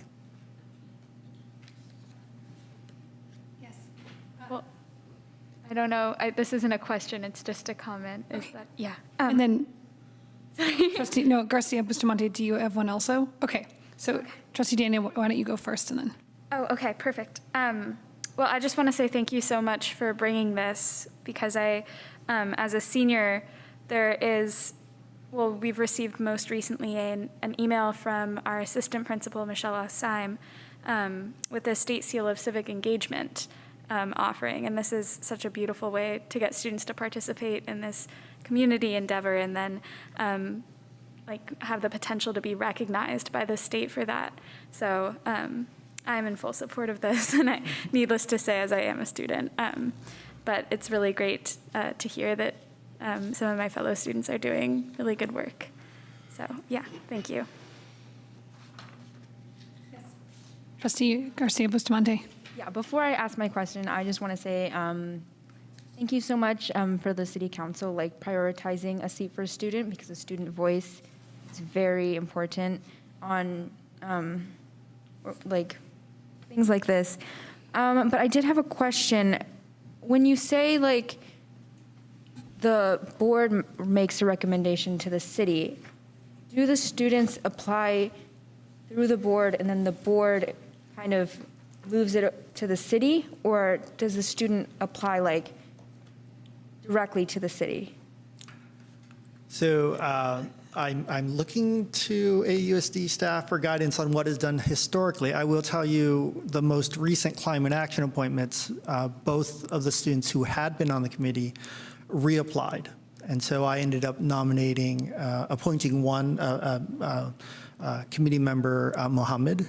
And I believe on our records it says AUSD appointed committee member Fasoon, because I believe AUSD, when they make the appointment, it's a 2-year appointment. I can speak to that. In the past, the city received the applications, and they would go through them, and whatever applications they wanted to send to the school district for the board to receive and consider, they would send those applications to the superintendent's office, and then we would prepare them for the board to consider and nominate. But the applications do go to the city. Okay. And so we wait for them to come. So that brings up a question, if you don't mind. Yes. How will this change if you all are recruiting students who are not AUSD students? Because this board cannot be. Yes. So this is a question I had as well. So again, this is up. We as a city council wanted to come to you to have this conversation. There are many details that have to be worked out. So for instance, in the actual ordinances that passed the seats for AUSD recommendations, there are limitations. Some of them say that it has to be an Albany resident. And so that will be work that we will work with staff to clarify and pass a new ordinance to change that requirement. In terms of a student representative from another school, I believe we would receive your recommendation, and that would be an opportunity either for a council member like myself, where I made an appointment of a student, not as the AUSD appointment, but as a student. Gives the opportunity for students to either be appointed by a council member, or in the off chance that AUSD does not have a student recommended, because perhaps there wasn't an applicant for AUSD, that would provide an opportunity for council to fill the student representative with a non-AUSD student.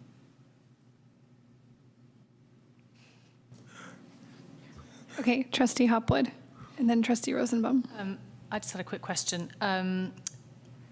So the current process, where we're at in this process now is please correct me if I'm wrong, are we waiting currently to have prospective applicants sent from the City Council to the Board of Education to then recommend back to City Council? That is my understanding historically how it has been done. Right. So am I correct in saying that we haven't yet received any prospective applicants? That is correct. Right. So then, see, what's interesting to me is that and I'm sure but I have received about 3 or 4 emails in the last few weeks from people who are actually from the task force from City Council, someone else who's a recent appointee to the Policing Commission, who are urging us collectively to effectively get a move on with appointing someone to the Policing Commission.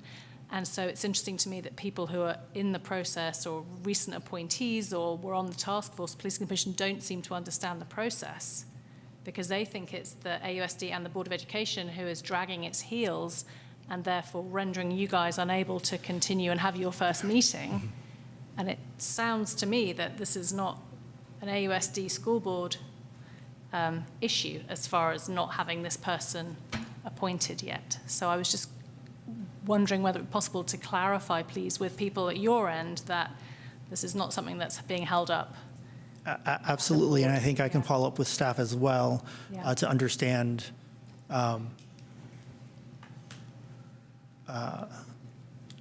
we have a so PR problem. my understanding is if a commission has been filled by all council members have made their appointment, at that point, the others that have applied are passed on to AUSD. And that was my understanding, but I'm not sure. My understanding, for instance, on the Arts Committee is that not all the council members have filled their position yet.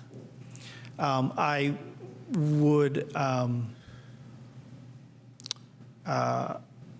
I will say that having reviewed the applications received so far by council to the committees, commissions, outside of Climate Action Committee, I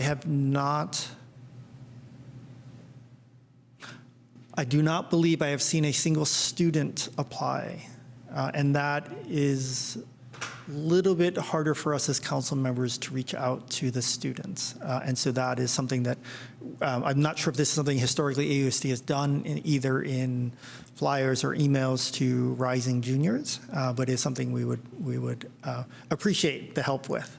We find actually getting committee members and commissioners, it is often hard to get a large selection of applicants to review. I guess I'm just wondering, because I think I see a lot of our faces up here. Maybe we're all wondering the same thing. I feel like we, as Albany Unified, are unsure of what is needed from us right now. And please correct me if I'm wrong, but I feel like we've been waiting for the city and the city council to tell us, okay, this is how it's this is what we're looking for. These are the ones we need filled, and this is this. And then we could go out and help. I mean, our student board members are phenomenal. Yep. But we're sort of like waiting. Sure, and what I will say is that part of the reason I was really excited to come tonight was to be able to have a conversation. We absolutely did not want this to come across as this is what the council will be doing. We wanted this to understand AUSD's perspective, to make sure that there was input provided on our discussion about trying to have it be someone who's a parent at AUSD or involved in the school district. For instance, one of the conversations that has happened at council was the potential of that being a very small pool, a smaller pool of candidates in a situation where it's already sometimes hard to find candidates. And so we wanted to get AUSD's perspective on that. We also, I believe Councilmember Jordan expressed that in discussions with AUSD staff, that you all also have problems sometimes filling committees and commissions. And so again, we wanted to make sure we had, came to you to request input, as opposed to necessarily being that when we have a council agenda item that AUSD, either board members or staff or members of AUSD would be at our council meeting. Dr. Wells? Yeah, I have a point of clarification because there seems like there's mass confusion here. And one of the things we want to do is be really transparent so that the board understands. It's my understanding that one of the reasons you're here is to have a discussion about the change in process. Once upon a time, just recently, we would make that appointment. And generally when people change direction, it's because there was a problem. And there was a problem because the board appointed someone whose behavior was not indicative of what we would want or what city council would want, and it became more like a tyrant and upsetting the city throughout. So city council paused and said, hey, they're not being, my translation, responsible board, because they're electing irresponsible people. We're going to take that authority from them. Therefore, we're going to let them nominate, because if that happens again, we would be able to catch it. So that's the origins of this whole conversation. I suspect that maybe they put everything on pause until they had a conversation with us. In the meantime, there's a number of people emailing us saying, hey, let's move AUSD. We applied. We hear you holding it up. And so that hopefully give more context of this conversation tonight. So I think it's important that we're super transparent so that we have the proper context so that we can work together collaboratively with the city. And I would offer Superintendent Wells that to those who are under the impression that it is AUSD that is not allowing the boards to meet, given that even on committees and commissions where AUSD appoints 2 representatives, there are 5 other representatives that should be there based on council. If council appoints 5 people, that is a quorum. That committee and commission can proceed. So I would offer that. Trustee Khan? I was just going to say real quick, I think if we could get more transparency from City Council on what applications you have already reviewed and what is in the pool versus you specifically stating we haven't received any student applicants. Like, if we don't know that and we're still waiting for this item to come, it's difficult for us to respond back to folks that are reaching out to us and asking why we are causing a holdup, especially when if committees are already allowed to move forward once council has approved their set of committee members. So just more transparency would be appreciated. Additionally, I will say, like, parent groups have been sending this application out, but I don't think it was clarified to a lot of folks that there's a preference for student voices to be placed, to be prioritized. And so I think that clarity is something that needs to come from the city council. We can uplift that, on our end, but if those clarifications aren't there, it's difficult because on our end, it seems like people are applying. Why are we not hearing back from city council? So it causes a lot of confusion. And for the sake of our staff and the hard work they're doing, that transparency would be appreciated. Thank you. Trustee Dana? Yeah, well, I want to speak from the student end here. I know that leadership is having elections, and there's some discussions around like protocol and how that's going to be done this year. And a lot of what Unelli and I have been talking about is the current board committees, so the AUSD committees that students often sit on.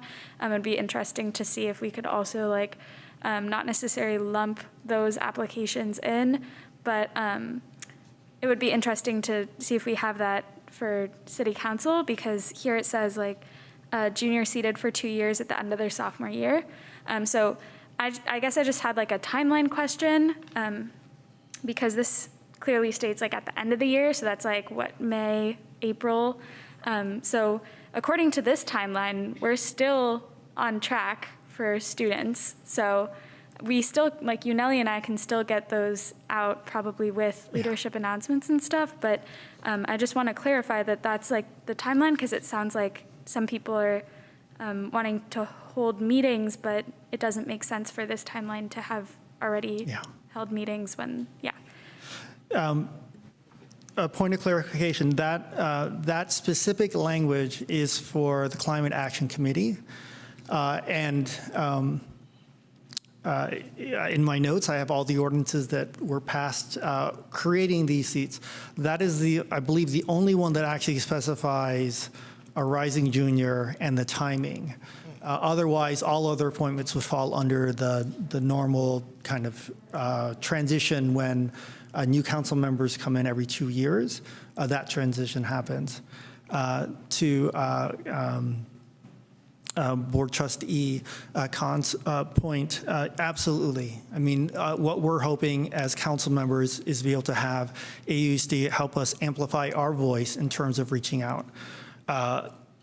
The clarity of being very specific about a student, that is a new effort to be very clear that we're actually looking to make sure we have the youth vote. So in the past, that has not necessarily been what has been described. And again, because many of these positions have been formed over multiple ordinances, the clarity there was not always provided in each of those. So do we think that we could get back from the city a more concise expectation description for the AUSD governing board in terms of appointments to these, and a more clear process that we can put out to our community that specifies student prioritization, and these potential other changes that are part of this that we can review one more time and decide if we can agree to those or not. I feel right now like it's still a little ambiguous for us to say yes or no to. And one thing I would like to ask is perhaps considering that the timeline matches the Climate Action Committee for all city committee and AUSD appointments, that would give us the time to really advertise and have someone set in the spring to begin in the fall. So those would just be considerations.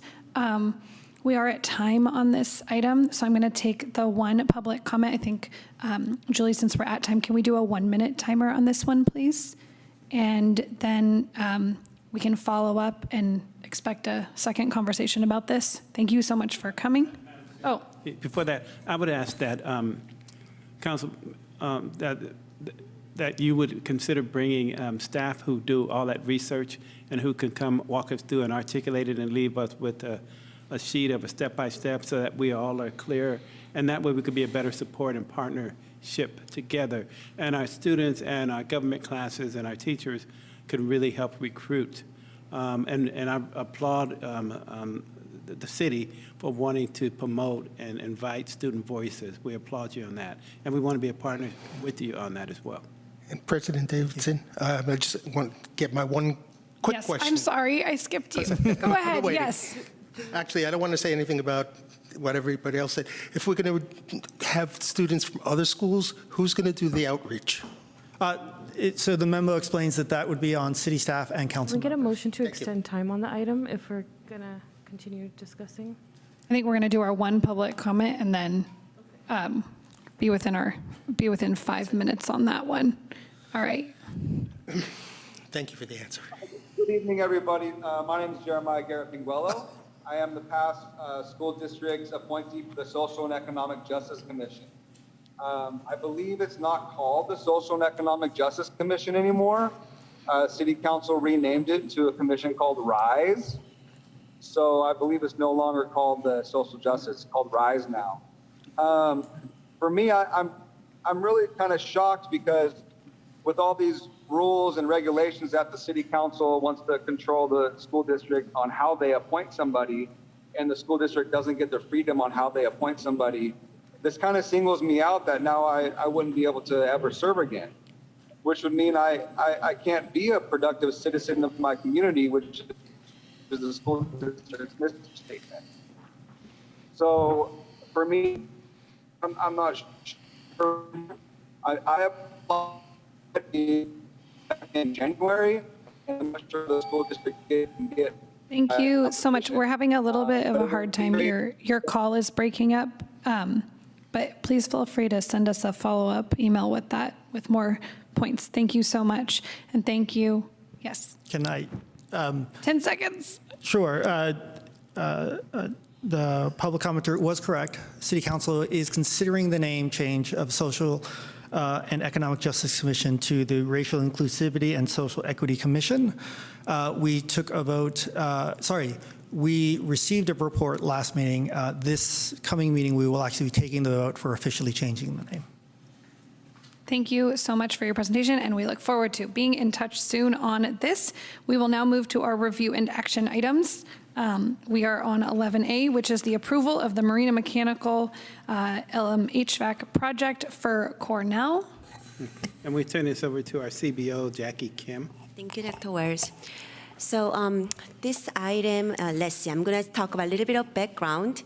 So in December 2021 at the board meeting, we discussed about the school facility, the state facility funding grant that we received from the state.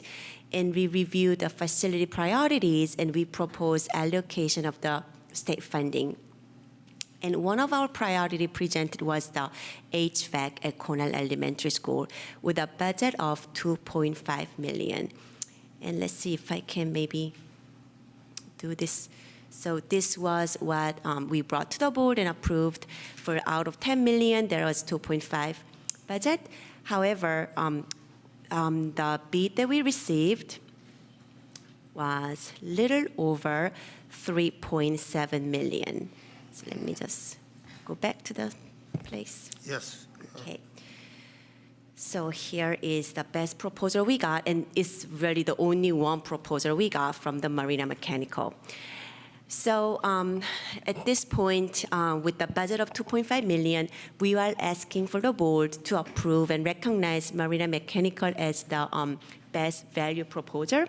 So now with that, district can negotiate with the vendor and see what we can do within the budget of $2.5 million. So then I know the question is then what can we do if we cannot cover the whole school? So we have applied a few state funding also, and we don't know when we are going to receive, and it's also not guaranteed, but hopefully we get blessed because we got the $10 million in the past and we got the $4.5 million in the past. So that's where we are. So this is for us to ask the board if, to approve the Marina Mechanical as the best value proposer for the HVAC project at Cornell Elementary.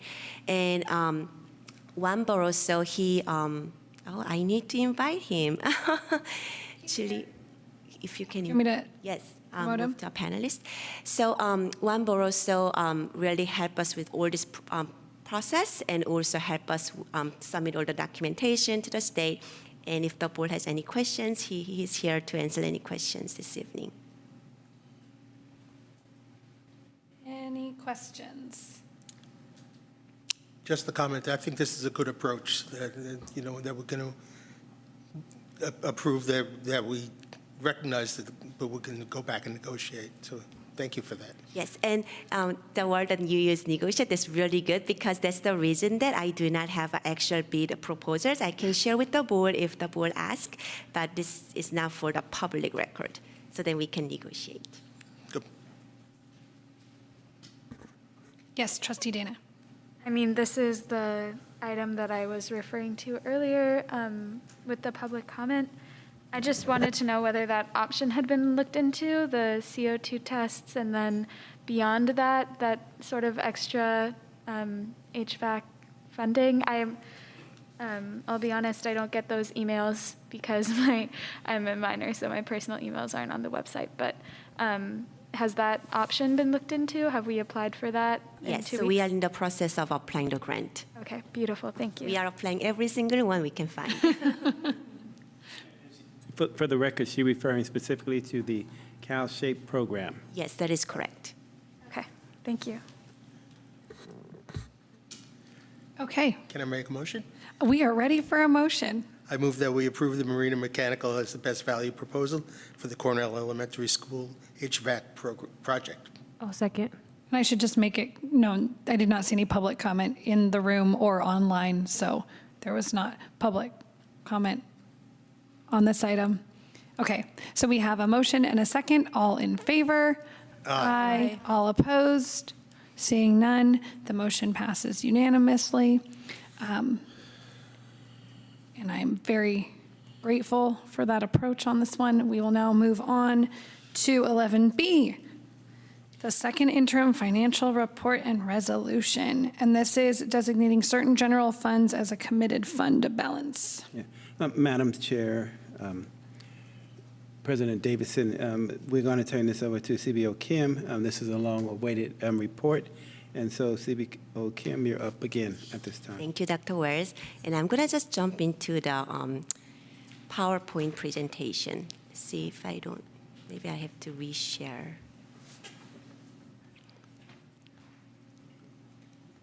So all of this presentation is also with the board packet.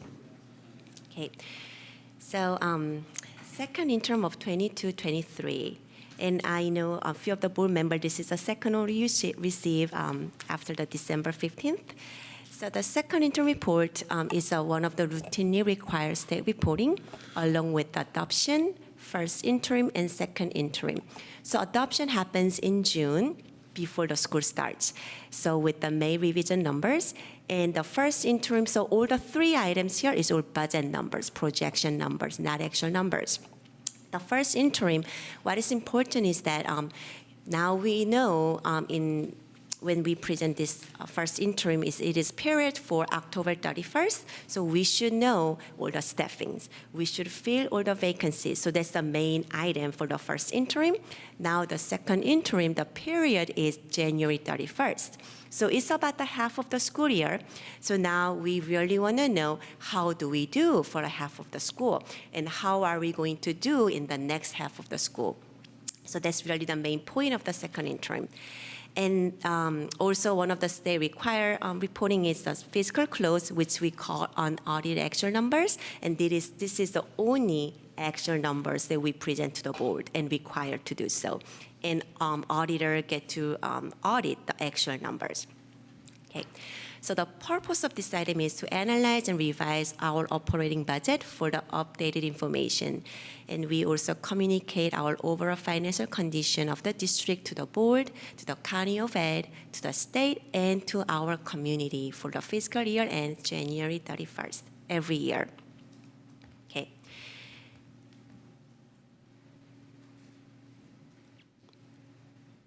And the second interim also covers the updates in the revenue and expenditures since the first interim.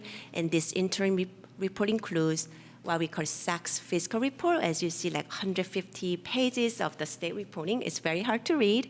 And also, it is really important that it has 3-year projection. The current year projection, which is a half of the year that we have left, and next 2 years. Now, the legal requirement of this second interim report. So the certification, there's 3 different kind of certification. And the positive, meaning district will meet its financial obligations for the current and next 2 years. And AUSD will certify as a positive for the second interim of 22-23. Okay? And this is the only certification we want to get. We do not want to be qualified or negative. When we get a qualified, county office will interfere with our decisions. Okay? Meaning if the board approves some contract, the county will say, you cannot approve this contract, and when we make decisions, the county I say no.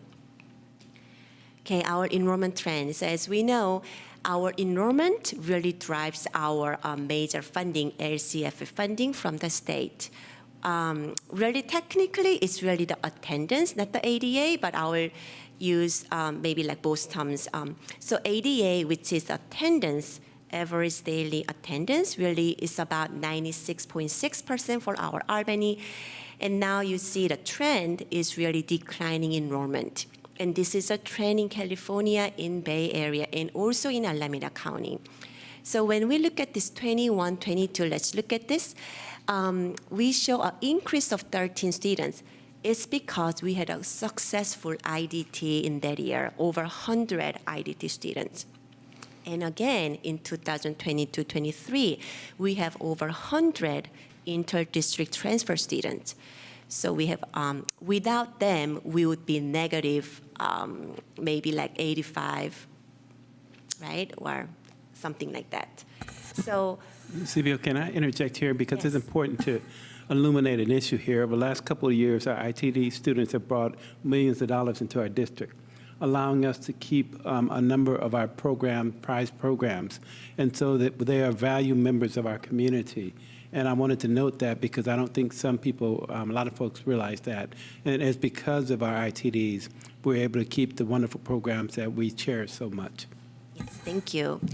So what does it mean, like 100 students that IDT students? It really means about, let's say, 11,000 per students for the next year. Money is $1.1 million that we are getting, extra funding that we are getting. Okay.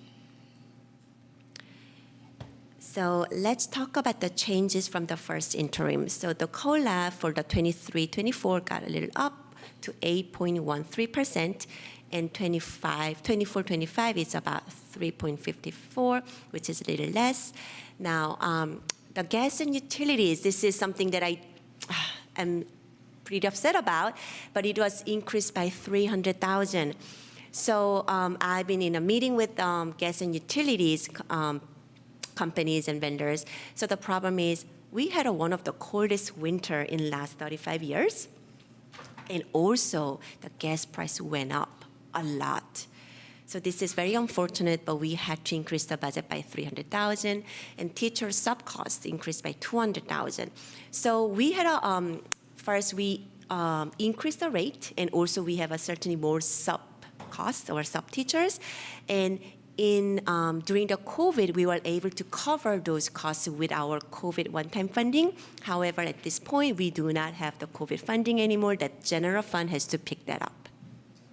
Special education contributions increased by $200,000. This is also a trend that the special ed costs a lot more, and also because of the COVID, we had a lot more that we had to offer for our students, extra supports, so then our students get adequate education and needs, and also we had an increase in the special ed students' numbers. Okay, now increased benefits are by $100,000. This is a kind of two-portion increase that has benefit, but also the taxes, right? When the sub costs or any costs go up, it kind of goes together with the taxes. So those are two parts. And another item, something that I didn't expect, the broken Chromebook replacement increased by $50K. So this is really for not elementary, because elementary students don't take the Chromebooks to home. Not high school students are very responsible, but middle school students, so they just do their backpacks. And this is something that I didn't count. So now we need to purchase a lot more Chromebooks to give them the replacement for middle schoolers. So all of these items, so I'm trying to also mitigate the future this happening. So we are putting the Chromebook cart for the sixth graders. So they can leave the Chromebooks and they don't have to carry back and forth just for sixth grader, at least, so we can try to do that. The Cornell PA system, something not expected, so we had to replace it. Insurance also went up because everything is just going up. Inflation is a lot more than we can even chase. Trash expenditures increased by $30K. So this is another interesting item that, so in the past, we just pick up the trash maybe once a month, but now we are asking them to pick up twice a month. The reason is, it's a great reason. We have a successful lunch program that a lot of students are taking our lunch from the school's lunch program. Great. Well, now we have a lot more trash bills because we are using a lot of disposable plates, spoons, and forks. So also another mitigation plan is our food services working to get a commercial dishwasher and also a person to put the dish in. So this is something that we are working towards so that we can have environmental friendly actions and also save some cost there. Okay, pool contributions. So the pool, actually, I would say, doing really great. We have robust programs. We are doing really great. But now, why are we contributing 30,000? Well, another gas bill. It was one of the coldest winter. So we have to heat up the pool. And then not only just the coldest winter also means that it takes more of the heat from the water. So it was very unfortunate that pool's gonna have a net loss again this year. Albany Children's Center, so we are funding 36,000. Now Prop 28, so art education funding, we are estimated to get about 474,000 for the district. It's not included in the second interim, this report, because it is for the next year. But I put it there because it is one of the governor's proposal from the January, the budget. And you will see the details later on. So the tightening of this budget creates a more accurate and timely financial pictures, but does not include any unanticipated items, potential litigations or new expenditure or new revenues. So now we can talk a little bit more about how the aquatic center budget looks like. So the revenue-wise, we are doing much better, but again, the utilities went up a lot. My gosh, when we look at this $1 million total expenditure, utility covers about 250. That's a lot of portion there. Okay. Albany Children's Center. So our preschool program is doing good this year. We are actually showing positive numbers. However, before and after school still shows deficit. And the problem is because we are adding we added some hours during our construction. So also we have AM, PM kindergarteners, but we decided not to increase the fee, providing extra hours. So those are something that we have to pick up. So the general fund has to fund for the children's center. Okay. So Prop 28, this is exciting.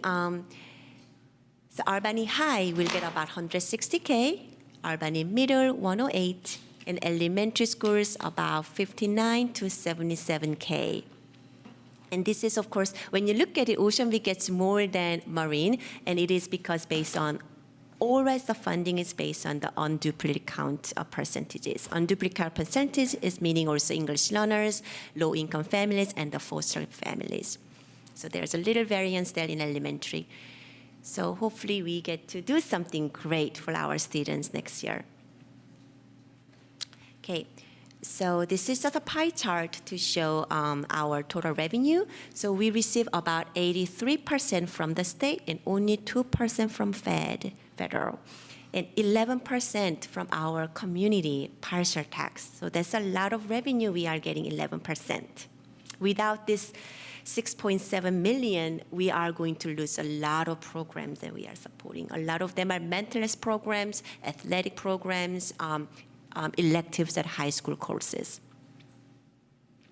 Okay.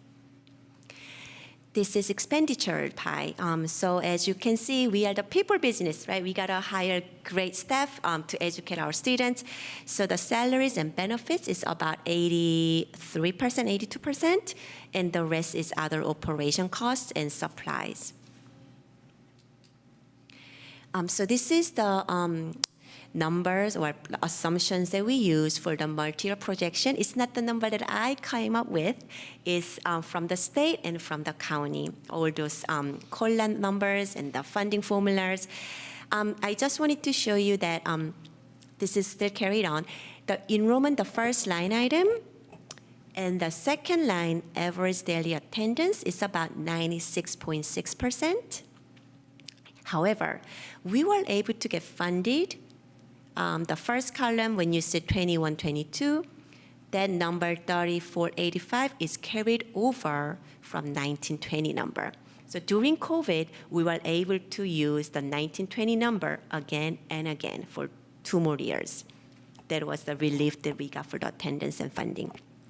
But not anymore. So in 22-23, we are getting funded. So now it used to be, the formula used to be higher of current and prior.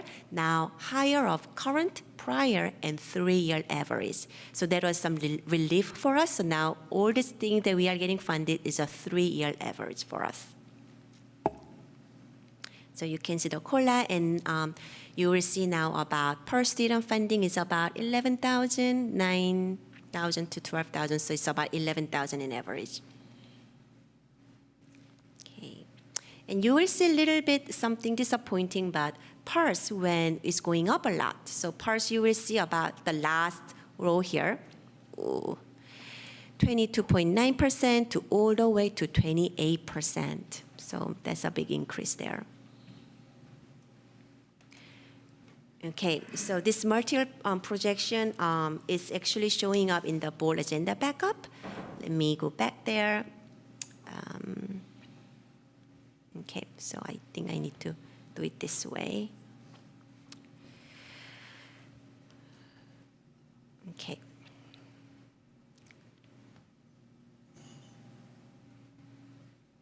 So switching to another document here.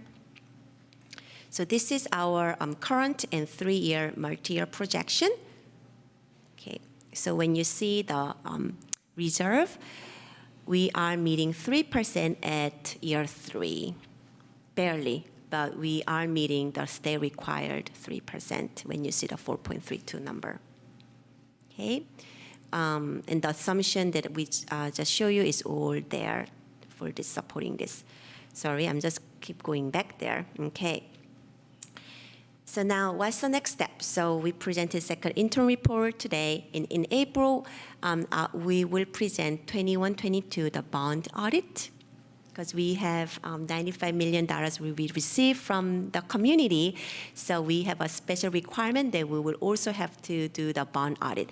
Not only looking at the numbers, but also looking at compliance, meaning are we really using the money based on what the voters voted on?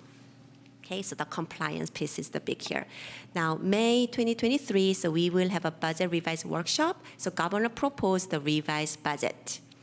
And then based on that revised numbers, we will prepare the budget, and then we get to present, and the board will get to receive the 23-24 budget in June 2023. And any questions that I'm ready to answer. I do actually have a question from Trustee Rosenberg. Bumps, do you want me to share at this time? I can share. Okay. Thank you for agreeing to answer them. Of course. So Trustee Rosenberg had a really great questions, and how would you want to do this? Would you want to read your questions, and should I read the answers, or how would you? I'll read them if I can find them. And these are the questions that you can see on the screen.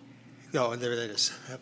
So the board backup says that to meet financial obligations, the district will release $1,700 plus, $1,700,000 plus from previously committed funds. On page 144 of our agenda and page 2 of your general funds unrestricted shows other commitments of the same amount in the board-approved operating budget consisting of $50,000 for technology refresh, $1,143,000 for declining enrollment mitigation, and $50,000 for athletics, which are reduced to zero in the projected year total. Are these expenditures now included somewhere else in the budget, or have they been eliminated? Okay, thank you for the question. So when we brought this budget in June of last year, we were not able to have a more than 10% reserve. So what the county and state is recommending is we put this money away as a committed funds. So then we can use this money for something else that we possibly do whatever we need to do. But we will have to put the money away in another bucket. So that's what we call committed funds, so which we did. So that was the first resolution we brought to the board in June with the budget adoption. And we brought the second resolution when we released about $1.8 million when the board approved 9.5% raise, because now from the bucket we were able to take those money out and use it for the great use. Now this is a third resolution that we are bringing into the board because we had occurred a lot more expenditures, and then we still need to meet 3% state required reserve. So we are taking the rest of the committed funds to the unrestricted general fund reserve amount. So basically, we were able to use a bucket that to cover this. Yes, so Makes we sense. were kind of saving, but in a different bucket. Now we are releasing them as we go. I like those buckets. So yes, so So that's where on- we are. Page 144, what's the relationship of, if any, between the board-approved $1,483,000, quote, under other assignments that decreases to zero in the projected budget and the unsigned amount that increases from zero in the board-approved budget to $1,709,000 in the projected budget? So thank you. So this is the same reason that we will need to meet 3% state required reserve. So we are just releasing them, but it's all in the same total. Yes, so thank you for that question. And we're showing in the third year out about a 4% reserve. Yes, that is correct. So if we really want to be particular, we could actually only release little less than 1.7, maybe 1.6, something like that. But then we are going to do another resolution again anyways in a few months. So then it's just easier to just do it all together. Yeah, it's a little alarming when the reserve keeps going down, which is an old problem. In page 1 of your certification, or page 227 on ours, what contingent liabilities have occurred since the first interim? An explanation is provided on page 258. Litigation is ongoing and potential losses are expected to be covered by insurance. Is that realistic? Yes. So, right. So at this point, we have a lot of small litigations that we are talking with attorneys, but usually with my times, all of them were covered by insurance. If it's a general liability insurance, right? The board might hear. That's a good thing. Yes. Thank you. Sorry, do we go over the one earlier? Maybe we missed this one. Go in, let's see, One. Jackie, Julie? Page 148, see, it's right in the middle. Oh, not good. Can you identify the major components of the cost increases from $305,000 to $494,000 for rentals, leases, and repairs, and from $616,000 to $795,000 for professional consulting services? Yes, I said, thank you for this question. This is great.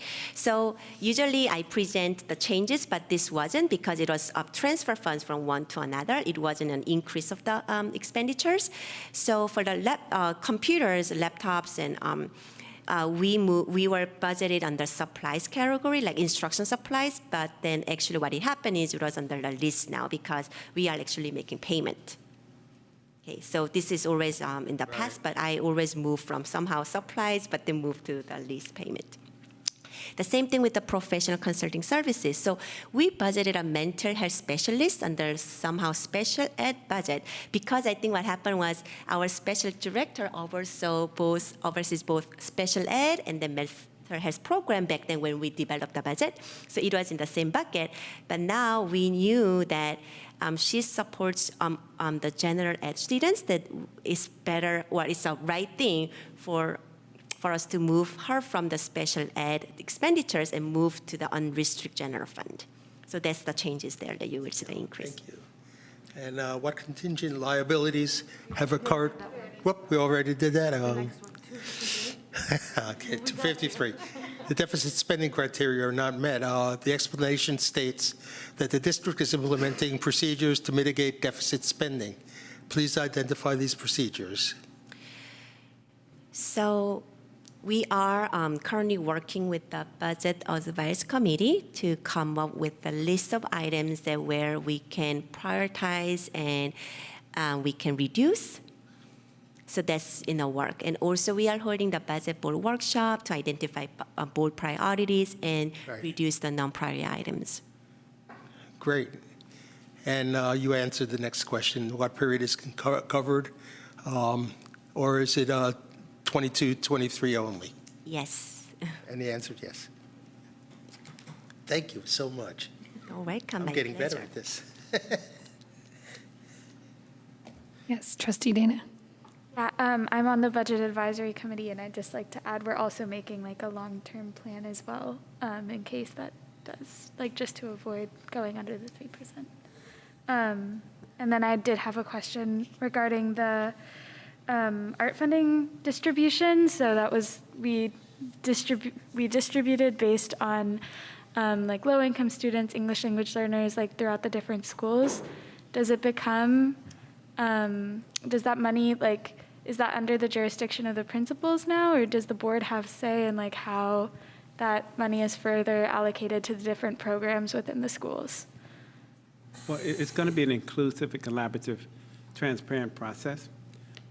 We have I just wanted to make tracking sure. already given us proposal, and we said, wait, we want to get the input from all the stakeholders as we look at and grapple with how best to use the funds for our students.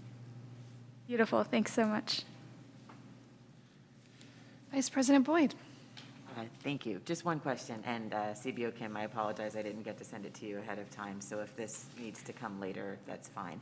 I just wanted to have a little more detail about the indirect costs in the ACC budget, like what goes into those numbers. Sure. So that is the state required or state numbers that I believe we charge a little over 5% something. So every year it varies. Okay, and the state give a specific rate. So it covers our superintendent, Dr. Wells' time. It covers my time that I'm working on the ACC. It covers any indirect costs. Oh, payroll process, that our payroll is also processing their payroll. So kind of like, what if we didn't have a payroll, then they actually, ACC program, for example, had to purchase payroll service from somewhere else. Also has to purchase my accountant's time somewhere else to present the budget, everything. Also reporting to the state. So a lot of reporting going with the program. So those times for my staff and hiring HR times. So those are all included. And that's primarily the rationale there is because it's not a core education program for a district, it's a supplemental program. And since we support it, it costs a lot of our time. And so that's just a fraction of our time that we get back from payroll, hiring, supporting staff, and that kind of thing. And that's why we charge that administrative cost. Typically, we wouldn't do it for programs. Can I just ask one follow-up, and thank you both. I wanted to make sure I understood. So the state requires a certain percentage, so if you say total time spent by you is X, then like 2% of that amount has to be allocated to ACC, or is it a decision we make? So the state, I don't want to use the requires, but state gave us the rate to use. So it's about this year, I think it's a 5.35% maybe. That is the total expenditures of the programs, 5.33%. So it varies. Right? And then we charge for all our programs. We charge for food service programs. We charge for any title monies. We charge for all across out the whole programs. I will say this, I do not charge for special ed, for example, right? The reason is we are funding anyways because it's always short. So then I thought it's one less accounting journal entries because otherwise I will charge the indirect cost and I will make another journal entries to contribute to another same number of accounting transactions, right? So, but that is what we charge across the all programs in the districts.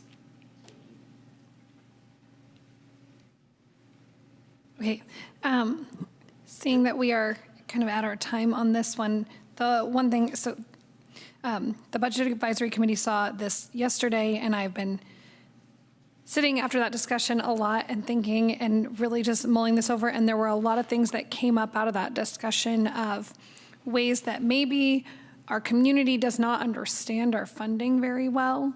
You know, one thing that was really, really highlighted for me was that we are only funded at 96%, which is our average daily attendance of the allotted student per capita money. So if we say a student gets $11,000, we don't actually get that because we have a 96% attendance rate.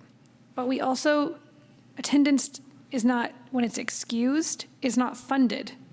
So if our kids are sick or required to be out because they have COVID, we lose money.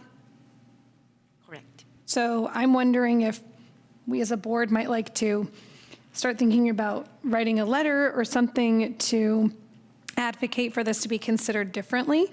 And I also wanted to ask if we might consider putting something together as a district and maybe taking it to the other districts in the consortium for our gas and utilities, basically some sort of almost a demand letter that we not have to use our education dollars that should go to our students' education to pay to keep our lights on and our kids warm, just because the cost went up. I mean, we're all feeling it at home, I understand. But for a district, for our chief business officer who does such a great job to say, oh my goodness, and for us to say, where do we now cut teachers because we can't pay for our gas? So I would say, if people were open to that, that would be something I would like to take from this agenda item and move forward on. Trustee Khan. I'll just say I beat you to the punchline because I had a meeting with Senator Skinner's office a couple of days ago, I guess, and that issue has already been brought to their attention, that it's putting a burden on our school districts, and but having a formal letter would definitely be extra helpful, just because I think this is something that the state needs to rethink, and instead of punishing our schools, we need to focus on actually uplifting and supporting so that we're not taking away from our student experience. But yeah, a letter would be great. Okay, we'll get to work on that and put it on as a signing, maybe as a future agenda item, so we can get that out sooner rather than later. I am seeing, are there any other board questions or comments about this? We are going to have to move to approve it. I'm going to take our 2 public comments first, and then seeing that we're also kind of at our time, can we go to 1 minute on these public comments as well? Thank you so much.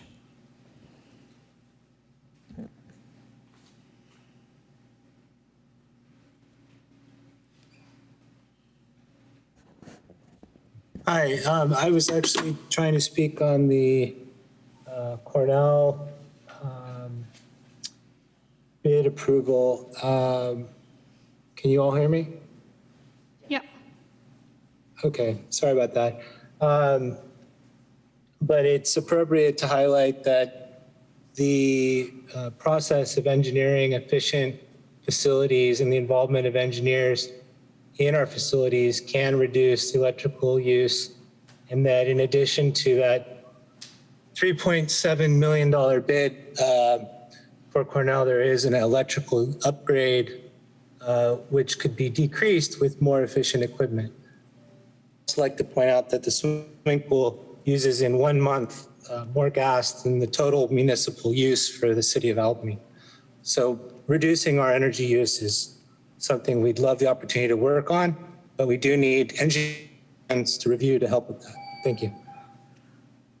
Thank you so much, and good points. Next public speaker. Good evening, Jeremiah here.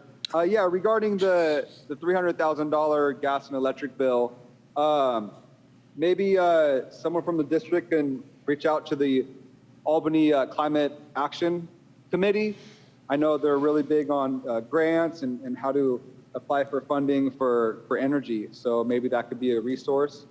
Also, I noticed not many school district buildings have solar panels. And I was wondering if, spending money or investing or getting a grant from the state for solar panels would be more of a long-term investment for energy uses. And also the Chromebooks, I was wondering if anybody's actually reached out to Google in San Francisco and see if they want to donate some Chromebooks or they have a grant or anything for the schools. I know Google has a lot of money. I'm sure they'd be happy with the tax write-off donating Chromebooks to Albany School District. Thank you. Thank you so much, and I will just follow up. We have definitely been pursuing solar in our schools. And I hope and trust that our district is making all other appropriate actions to find us funding. We are now going to have cupcakes. Oh, we don't want to make a motion to approve? No, I don't want to. Yeah, let's do that first. I have so many more things that I want to bring up on this one, but Next time. we'll keep working on them. Okay. I move to approve the position the positive certification for the 2022 and 2023 second interim financial report and adoption of resolution 2022-23-16. Second. Thank you. All in favor? Aye. Aye. All opposed? No opposition. The motion passes unanimously. And I will email all my questions. Thank you. All right, now we will really eat cupcakes. And then we will come back in a second and do our board reports and our future agenda items.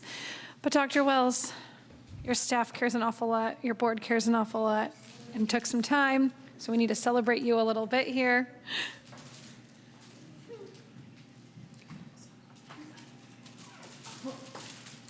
There you go.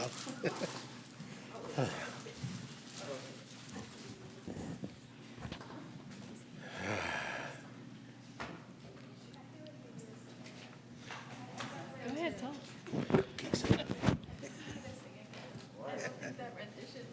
President Davidson, so there are enough for, I think, three each. I'm not sure what the flavors are and if there are any nuts, or hopefully you don't have nut allergies. So if you do, I apologize. But they're little mini cupcakes. Oh. For those of you at home, come to our meetings. We have the friendliest meetings. And I don't know if they're,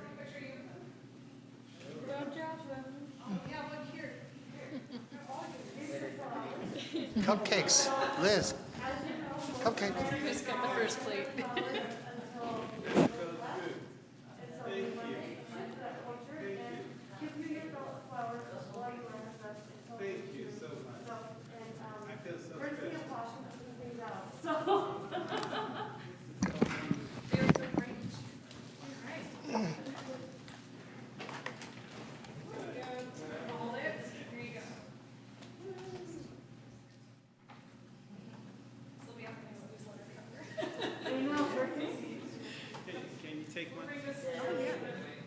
Take the one. Oh. They may be different, I'm not sure. I just ordered.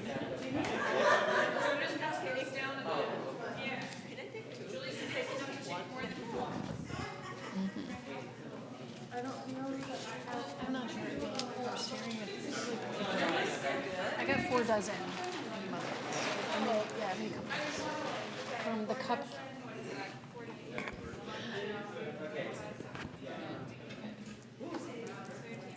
Can I just give a shout out to Jeremy Allen at the city? Because he recommended this place. This is from the Cupcake Inn in Berkeley, which is a Black business owned, and they delivered too. So So good. Oh my God.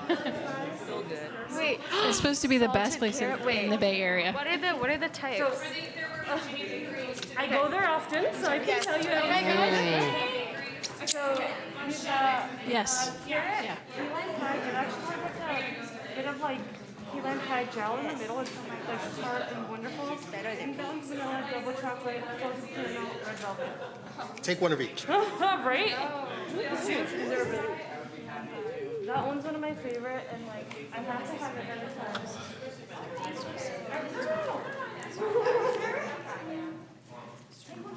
Oh my. Yeah. And you need Frank to say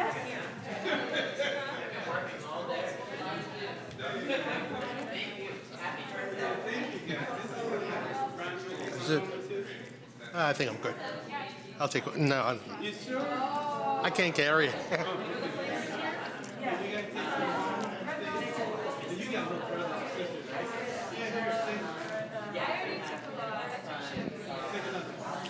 Nah. Oh my God, that's good. The best part is that we're all on live TV.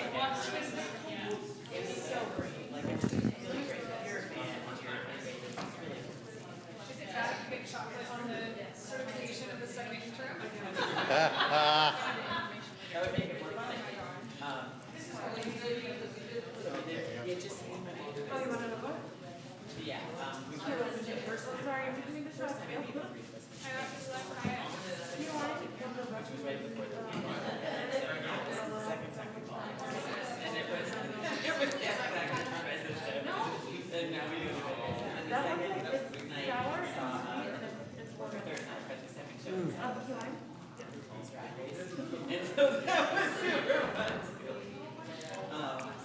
Outrageous.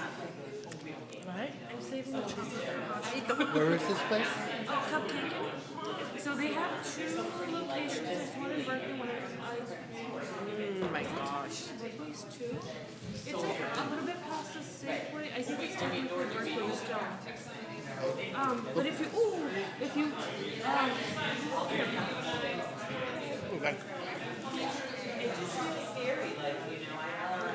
What a mess. it happens.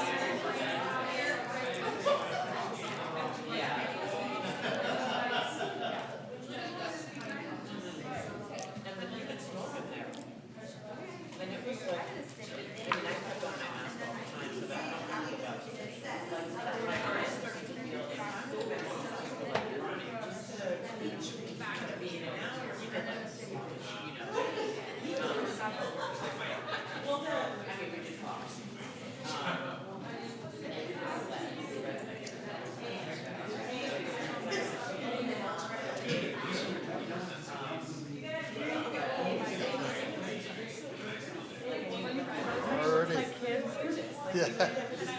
It's on live TV, right? Oh, yeah. Oh, he just put his above mine. Oh, somehow I'm gonna get a sugar high.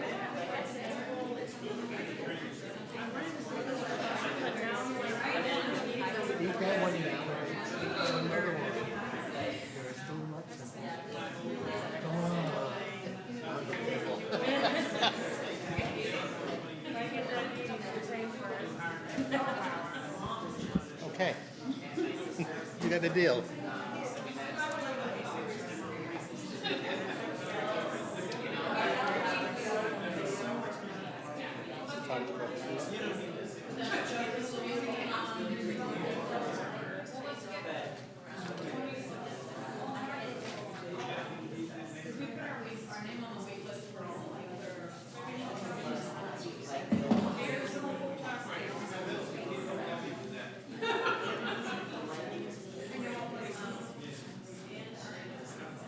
All right, folks, the party's over. Oh, it is. And we got to get back to work here. So now we want the best superintendent report ever. And I have it for you. The best superintendent report ever, especially when you have to go to closed session after a meeting, is that I will table my support. But I do want to pause and say thank you for what you did. I'll never forget it. It really warms my heart. And I want to thank you for that, and that you can all share this special moment with me. Not to get too personal, but this is the first birthday I ever had without my mother and my best friend. So it's thank you from the bottom of my heart. Thank you very much.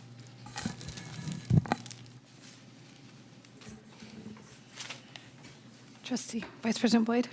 Okay, I'll just quickly say that we had a wonderful meeting of the Special Education Committee, and one of the things that was suggested was having a spotlight at a board meeting to really talk about what special education teachers and staff do, what's encompassed in providing all of the wonderful services and supports that they are providing, and making us all kind of smarter about that.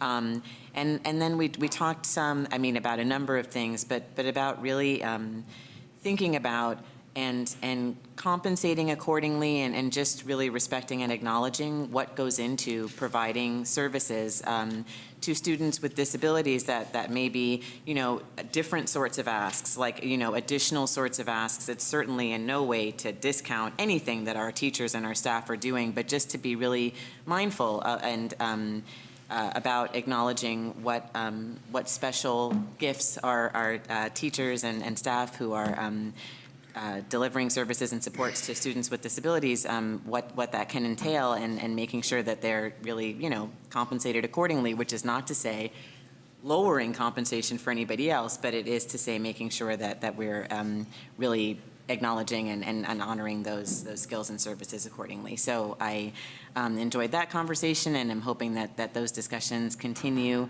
and really just appreciate all of the, as I always have, all of the education that I get when I attend those committee meetings, and all of the time and energy and great ideas and wonderful just suggestions and enthusiasm that come from our parents and community members who come to those meetings and talk with Dr. Biggs, and of course Dr. Biggs' commitment and enthusiasm and dedication to making sure that we provide the best possible services that we can to our students who have disabilities in our district.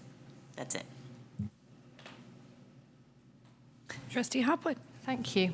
So a couple of things to report on. One was the Student Achievement Committee meeting on the 2nd of March, where we had more details about the upcoming listening campaign that is starting imminently, and there are opportunities for people to sign up to take part in focus groups, either Zoom or in person, and also opportunities to volunteer. So look out for sign-ups that will be sent out, and also some signing up done at pick-up and drop-off at the school sites too. So if you want to participate or help out with those, please look out for those.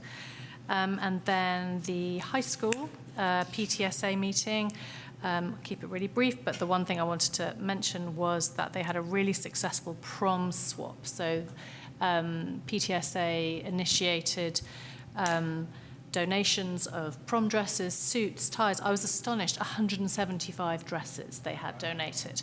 And so then they had the 4th of March at the high school. There was an opportunity for kids to come in and either take a dress or switch dresses, and also accessories, suits, shoes, the whole bit.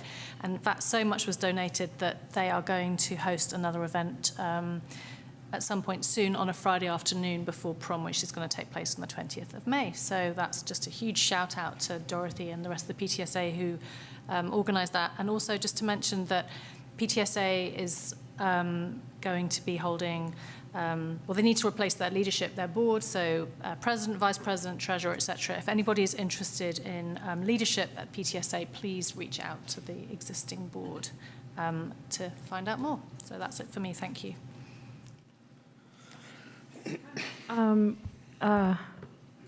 Melissa continues to steal my reports. Just kidding. But like Trustee Boyd said, we had a wonderful SPED meeting. I wanted to also highlight, I know folks are looking to see if we could host some form of an informational session for parents whose children will be transitioning from one site to another, whether it's elementary to middle to high. And I think that's something that I would love to see, us actively participate in and support, just because I think as a parent, I get anxiety about that stuff. So I can only imagine, what that experience is like. So I would love to see the district work around that. Speaking of PTA, Ocean View is also going to be having their election soon, but we have our first dance this Friday, 5:30 to 7:30. It's free for all Ocean View families, and we'll have a DJ. There will be glow sticks for the children. We'll have a bake sale on the side to also support the PTA, but we're super excited about the dance. And then I feel like I'm forgetting all my reports, but CSBA is also holding their Legislative Action Week this week. I could not make the meeting with Assemblymember Wicks, but I will be joining the meeting tomorrow with Senator Skinner. We're advocating for a number of bills, and again, we'll be bringing up the finance questions as always, and I will pass it off. Okay, Marin PTA is having their annual midnight auction on Saturday evening, and what? Moonlight auction. Moonlight. It's not midnight. Midnight's too late for us. It ain't too late for me. Morning's too late for me. Yeah, Moonlight, and it sounds like a really lot of fun. I've never gone to that, but I'm attending to. I think we all got invitations, so hopefully see some of you there, or all of you there. You didn't say where it's being hosted. Oh, that's important. Oh, yeah, oh, and I meant to say that. It's going to be at our favorite brew pub, Ocean View Brew Brewworks. Brewworks. Ocean View Brewworks. Happen to know some people there. I've been to write that down, so I'd say that. It's okay. It's okay. So it feels like the meeting season picked up. I want to make sure I don't forget these really important things first. So Albany Middle School is having a Harry Potter night this Friday. I would expect that we would all be dressing for Slytherin since it is also on St. Patrick's Day. So figure out how to. I know. I refuse. So we will all get pinched. It is from 5:30 to 7:30 p.m. It looks like it will not be raining, so they'll be holding it in the courtyard. That is apparently a really fun event. They will have butterbeer for sale and other snacks and things. We intend to go, so love to see people there. They are also having their spring soiree on April 20th. And that is in the courtyard also from 3 p.m. to 6 p.m. And so that sounds like a really fun event as well. And then we had our environmental action planning committee meeting yesterday, and there was some finalization about sort of the name of the plan and the sort of the details around that. We got updates from Director Jaffe, and wow, there is a lot of work that goes on in our district. I was really struck by some of the things that he brought up.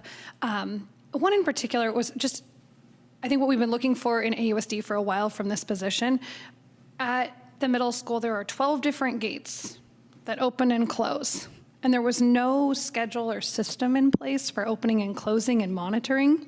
And so he's put that into place. And just that right there to me said, okay, we have someone who's seeing this bigger picture of our challenges and helping us to have something that we can carry on. It's not a quick fix, it's a long term. And I was really grateful to hear that. And then I really wanted to appreciate the work that went into sort of upgrading the Cornell riverbed. This morning it was actually a river. That was fun to see. And that we're staying committed to these natural landscapes on our school sites, despite the challenges. And then we had our budget advisory committee meeting, which we saw notes of this evening. One thing I really wanted to raise just finally from that, we noticed that we're not getting as many families, or maybe we're not getting families correctly doing our paperwork in our ARI system. And so we're not putting in our income levels because we don't have to qualify for free and reduced lunch anymore. And so Trustee Khan and I both could not recall having to do that this year. And so maybe we're missing families that would become, unduplicated for us.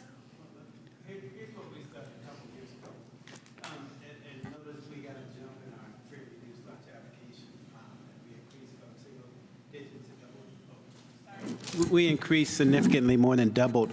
And the way we did that for the first time folks coming into the system, we included in that paperwork that application. And so I suspect, but I'm going to ask CPO Kim when I see her, typically that would roll over and they would keep that same status, but I don't know how it works right now. So. It should be every year, and I believe this was in place also this year, but I understand that our trustees didn't get the application, so I will double check with our team and see where we are, what happened. And just my other thought on that is that there are other benefits that families receive. So if your child is enrolled and is qualified in this, there were EBT cards sent out during the pandemic, and those actually have a matching campaign at farmers markets. So if you spend $10, like if you pull out $10, you get $10 of produce tokens at a farmer's market, so it's doubles what they give. So it's really a great thing to promote for our students and families. And so just seeing all of that, and maybe it will help our funding a little bit. And that concludes my board report. So we will now move, yes. I know we said we finished our report. There's one thing that we missed. Tomorrow for incoming high schoolers, there is going to be a almost like an orientation Zoom. And it's going to be tomorrow. I already said that, but tomorrow, 7 p.m. It's for incoming high schoolers, so Eighth graders. eighth graders, current eighth graders. Oh, that's good. Eighth graders who will be incoming freshmen next year, tomorrow night. There we go. Awesome. Thank you for not forgetting that. Okay, we will now do future agenda items and matters introduced by the board. Anybody has, I'm just going to go ahead and write down Pines and after Carrot Cornell, just in case anyone else is going to put that one on. Okay, takes one off my list. Did we need to do the resolution for city council appointments in regards to prioritizing students, or do we not need to do that? I think we're going to have to wait for them to be ready to bring that back. I don't know if we need to agendize it because it's already in our agenda flow. Okay. Well, I'd like to hear a report and have a discussion or an update on the Albany Children's Center and the district move. We haven't talked about that at all as a board, so I'd like to hear what's up with that. We've been getting some emails and it's ring a bell. I feel like I don't know anything about it now, so. Okay, great. Yep. Trustee Garcia Bustamante. So Allison and I have been trying to organize a board forum for quite some time, but things didn't work out as we kind of planned, and also people are really busy. So we were hoping to host a forum Q&A with the entire board at the high school Little Theater. And we have talked with Principal McNally, regarding the finer details, and we've come up with the tentative date of April 14th. That can obviously change if you're not free or there's complications, but we just want that to be known, and hopefully, we can move forward with that. During the school day? If I could add on to that. So it would be during the advisory period for high schoolers. This would be like a chance for high schoolers to for you guys to be more accessible to them, and for them to reach you with their, concerns and also just feedback in general. But it would probably be a special board meeting because we're not allowed to meet when it's not, Brown Act. So that was a tentative date that we had that works with Principal McNally, and that's also a tentative time, but it would work best for high school students because it is What is that advisory time? Sorry. The advisory time is here. I can check the schedule. Okay. It is April 14th, you said? April 14th, and it's from 10 a.m. to 10:50 a.m. Trustee Hopwood has a. Yeah, so I'm not available on the 14th of April. I wondered if we might be able to just sort out a date, just perhaps if Julie wouldn't mind sending something out about a date rather than us all having to figure out our calendars sitting here. Yeah, sure. Thank you. And this is all completely we're just bringing it to you guys. All the dates and times are completely flexible. So that was one of our items, and then the other one was that we finished our site visits to the schools, and we'd love to give a little host the SAC students to come in here and present on some of the findings. Okay. Any others? No? Okay. We will now, there's one. We'll now take a public comment on future agenda items. Thank you. I was also trying to make a public comment on superintendents and board reports too. But let me just do a future agenda item real quick. Future agenda item would be this Board of Education to discuss the benefits of school zones. So basically it's just an agenda item on what is a school zone, safety zone. I know we did it for the last school board. Thank you very much. So basically school zones for future agenda item. And then can I make a comment on board reports, please? We don't generally have comments on our board reports, but I think I'd encourage you to send in a message via email if you can. It's really important, though. Okay, we'll let it go this time. Thank you, thank you. I heard something talking about Harry Potter and serving some sort of beer or butter beer or something possibly to students. And I was just wondering why school district is promoting serving, I'm sorry, I'm going to having the stop word you right beer there. and- It is a non-alcoholic beverage made of like a frothy milk drink that they serve in the Hogwarts.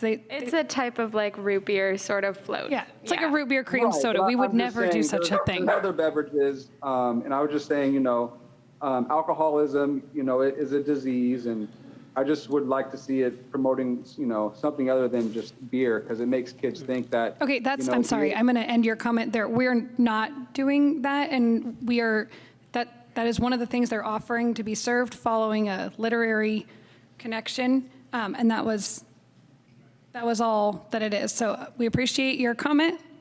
Thank you very much. All right, we are now going to go to our closed session. So we will quickly take comments on closed session items. I know. Seeing no comments on our closed session items, I am going to take a recess to our closed session, and we will come back out and close our meeting shortly.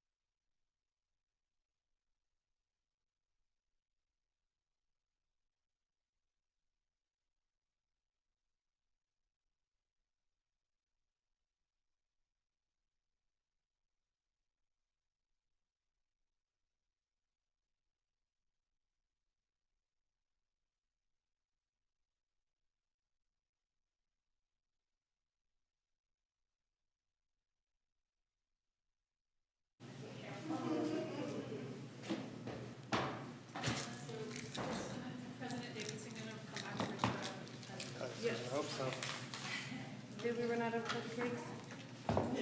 Boo. Those are literally some of the best cupcakes I've made.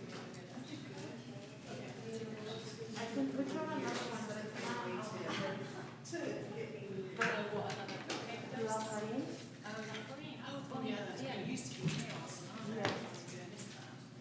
La Farine, the Oakland location, that's absolutely amazing. Did you feel when they had one or two smaller laughter is now? That used to be La Farine. That used to be La Farine 4 years ago, and it was just such good everything. Yeah, we need to get action photos. Yeah, but I'm stealing these anyways. Here. Just so that.